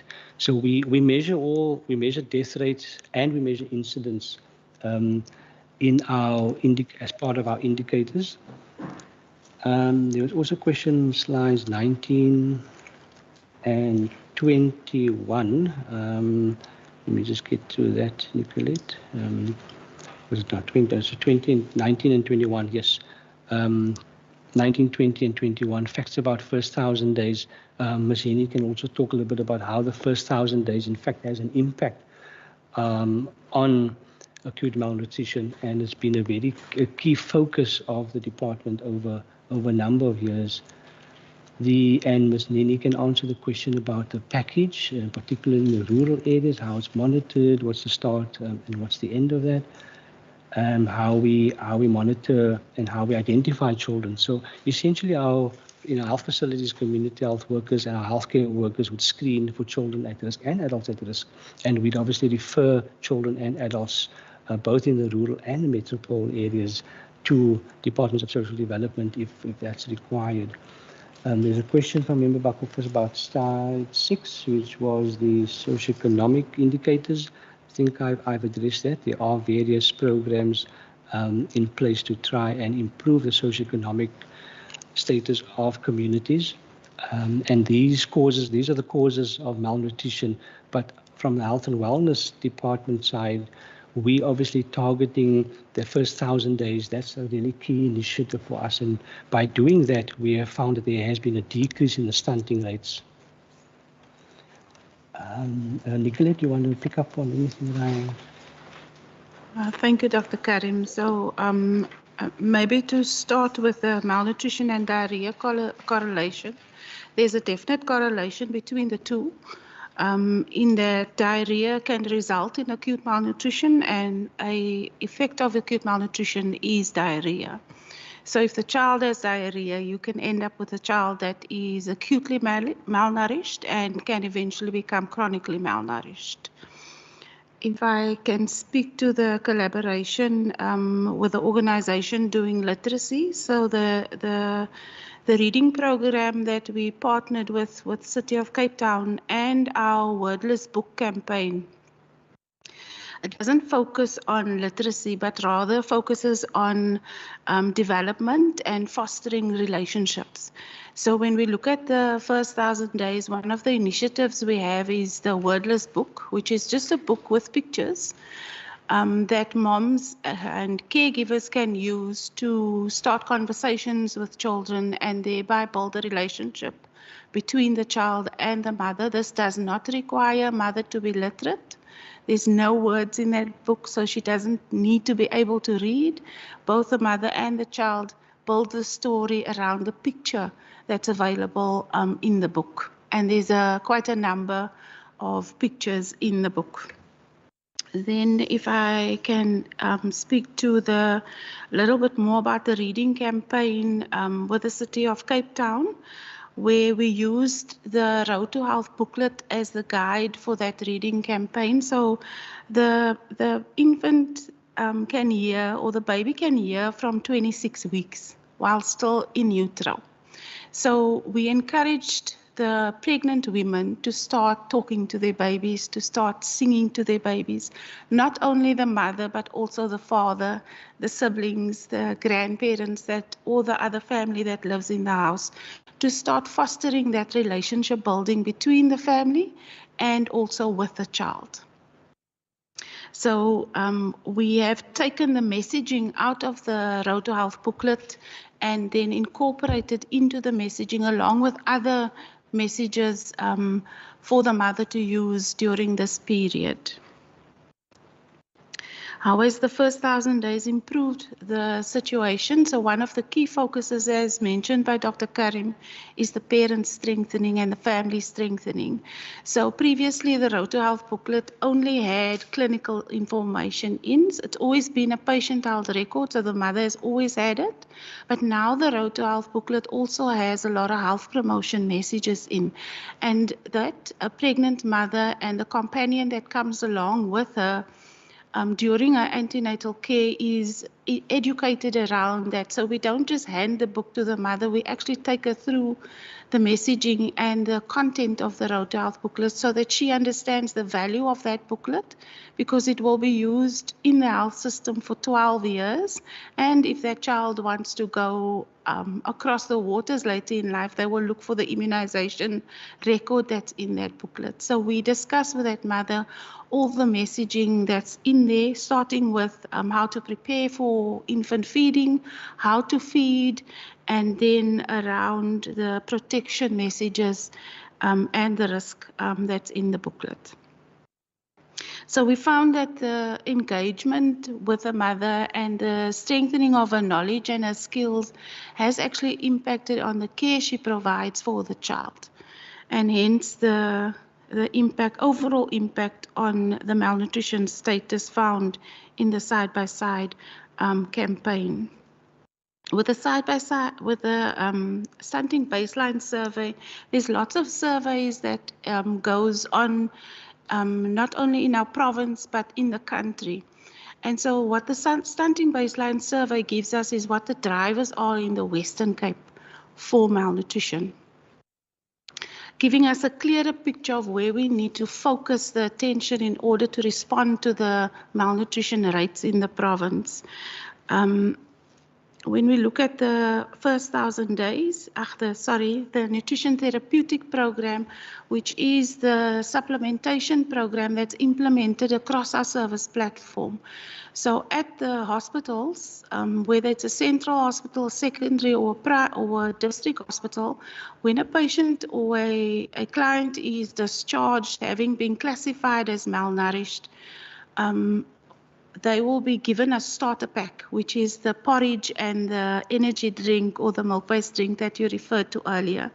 And then they will also get a referral letter to a primary healthcare facility where they will continue receiving the products for a period of 6 months.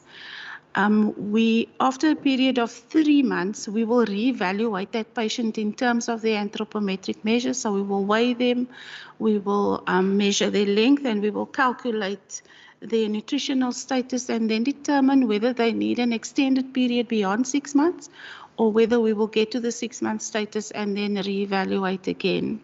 So this is a very targeted program using entry criteria. We have quite a number. I think there's 14 category codes now for entry into the program. So each condition has its own entry levels. The patient is assessed for entry, and then at the same time, the patient is assessed for holisticness. So I have all the other interventions that is present in health, such as immunization, deworming, vitamin A, has taken place. If not, we will do catch-up of all of those. The client is educated around the products that we use, how to use those products, and how to mix them, how to consume them, and how to merge them with your home food. So these products, depending on your age, does not provide you with 100% of the nutrients that you require because it's only a supplementation. So you are still required to eat your home food. You are not required to replace that bowl of porridge that you usually have as home food with what we give you. The monitoring that we do is we will see this client every month. We will also link them with a community health worker who will do home visits and follow-ups and provide feedback to the facility. We are using a register where we track the patient, so we will have them come in monthly, we will measure them monthly, and we will record the items which we have supplied them with. Then we are aware of the challenge with how do we know that the target is actually getting the food. We know that some families are using this food as their source of food, and which means that they will run out after a week or two. It is not meant for the family, the entire family. It is calculated amounts using specialized products that we provide, but we cannot control the home environment in terms of who is going to eat that porridge or drink that shake that is provided, but we do educate them around that, and we do assess the members of the family if they are present or if there is concerns raised by the community health worker that has done a home visit. I'm not sure if I've covered everything. Nicolette, I think you've covered everything. Oh, I just want to just make sure that I've got Member Plato's question. Did I cover that question? It was the mortality rates, can't remember. But if I haven't covered it, it was we looked at the under 5 deaths in facilities against live births. And for the 2022-23 year, that was 1.3%. Then I think we've covered all the questions, Honourable Chair. Yeah. Just to add, the nutrition therapeutic program is the one that's linked to DSD, where if we identify a child under 5, we will also do a referral to DSD for the Zero Hunger program for consideration for the grants or the food parcels. We will also refer the adult patients, so the adult TB, HIV and chronic disease patients will similarly be referred to DSD for access to the community kitchens. Thank you, Chair. I think we've covered. Thank you, Doctor, and your colleague there. Members, are there any more questions? May I ask a very quick question, Doctor? Doctor, is it possible that there are undetected cases? And also, have you and are you encountering incidences where parents are not cooperating? And if so, what happens in a case like that? I hate to ask this, but is there a chance of that child being removed from the household? Thank you. Yeah, I'm just going to Ms. Hay indicate she wants to respond to you, Chair. But just with regard to undetected cases, absolutely. I mean, we're only looking at the cases that we're aware of that come via our facilities. But that doesn't mean to say that we're not aware of cases outside of our facilities. But I think the Western Cape stunting baseline survey, the fact that it was such a representative sample right across the province, gives us a really good indication of what the prevalence of stunting in the Western Cape is. And that's why that's why the strategies that we're putting into place to address stunting and malnutrition takes into account the results of the survey. Obviously, by that includes the different geographic areas that we mentioned as a result of the different geographic areas that where we've picked up malnutrition in the communities. So for us, the response to that Western Cape baseline survey is in fact actually quite crucial. But as we said, it also identified certain predictors for stunting, and those are the kind of actions that we're putting into place.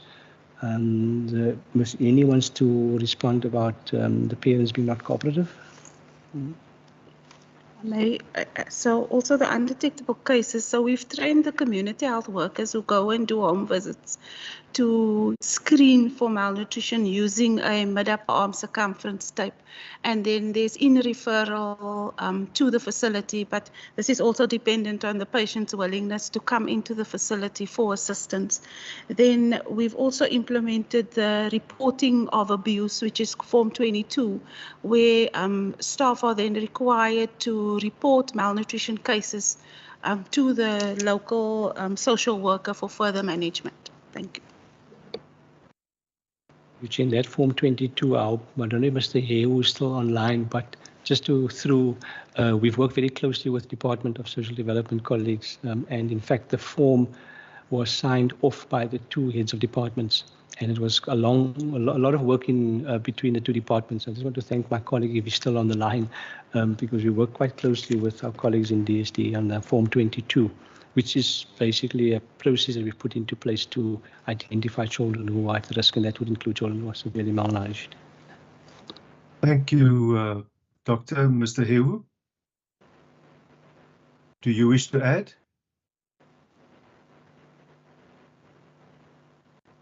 It doesn't seem like it. Mr. Hewu did raise his hand in appreciation. Yes, I'm covered. I did indicate.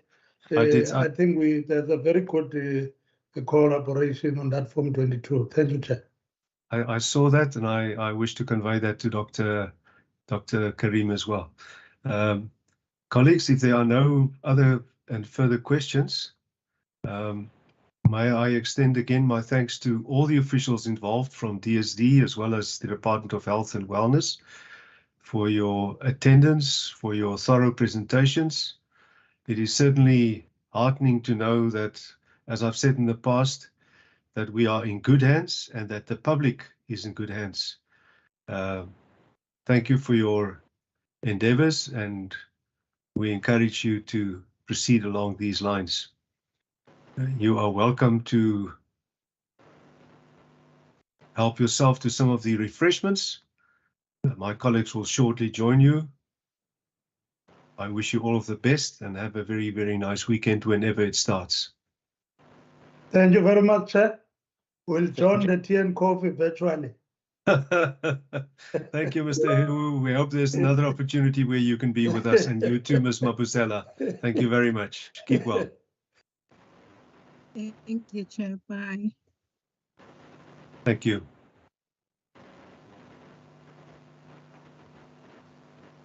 Thank you, Chair and members. Thank you.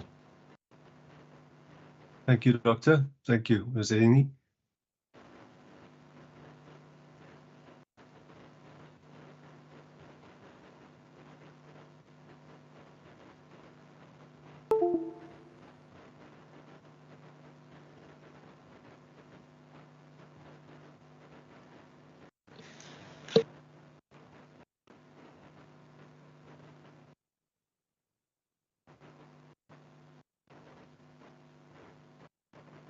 We'll proceed in a moment.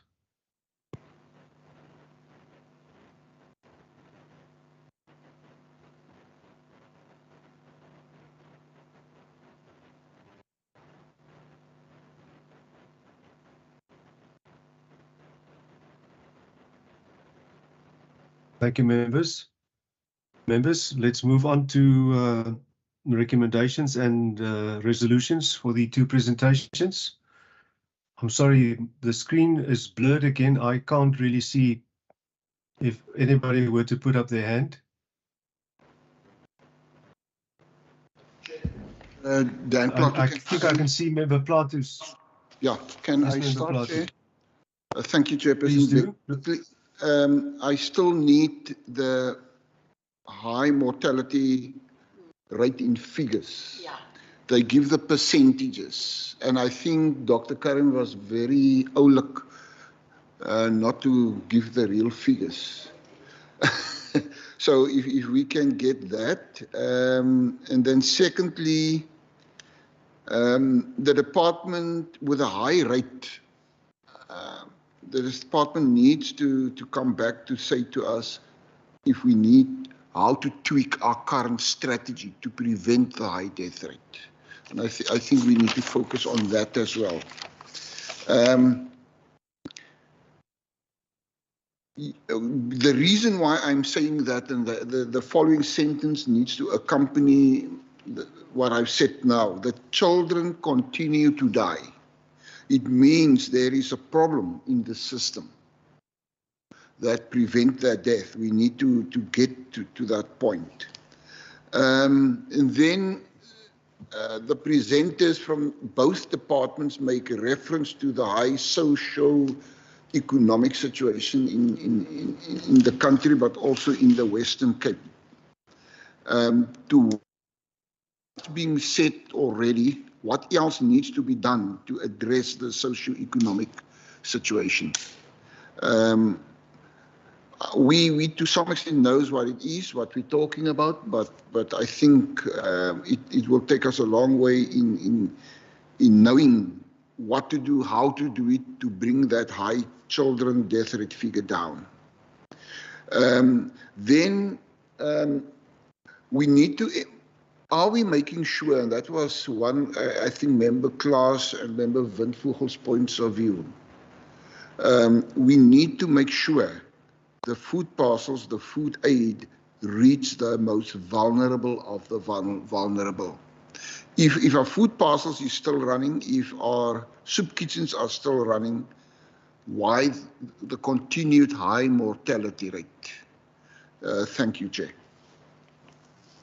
Thank you, Member Plato. Any resolutions, comments by other members, or recommendations? Yeah, Chair. Member Klaas?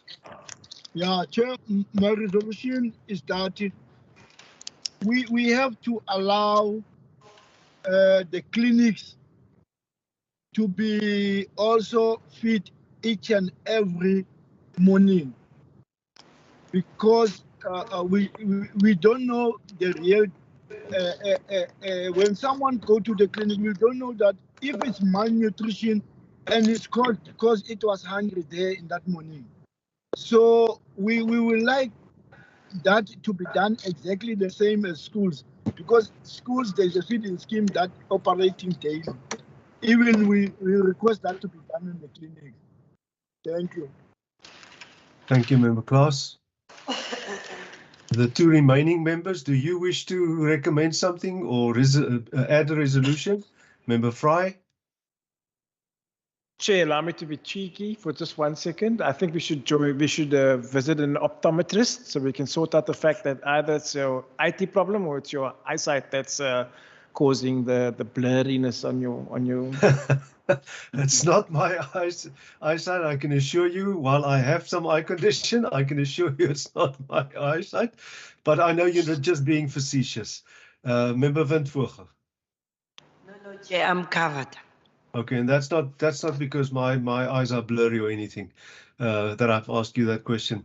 Members, in that case, then we're done with the resolutions and the recommendations. Then lastly, as far as our program is concerned, a letter was received from the NHI regarding from the Department of Health regarding the NHI, and we need to have a briefing by the permanent delegate and the minister.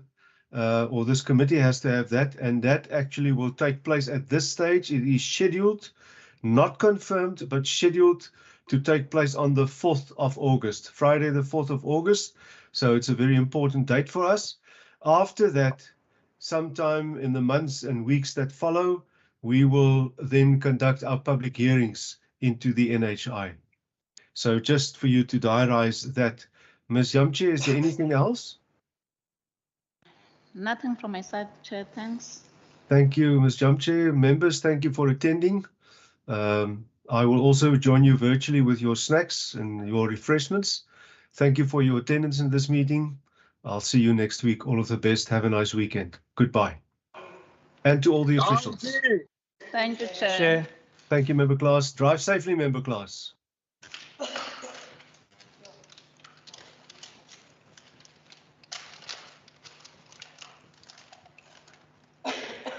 You guys must be tired. You guys must be tired.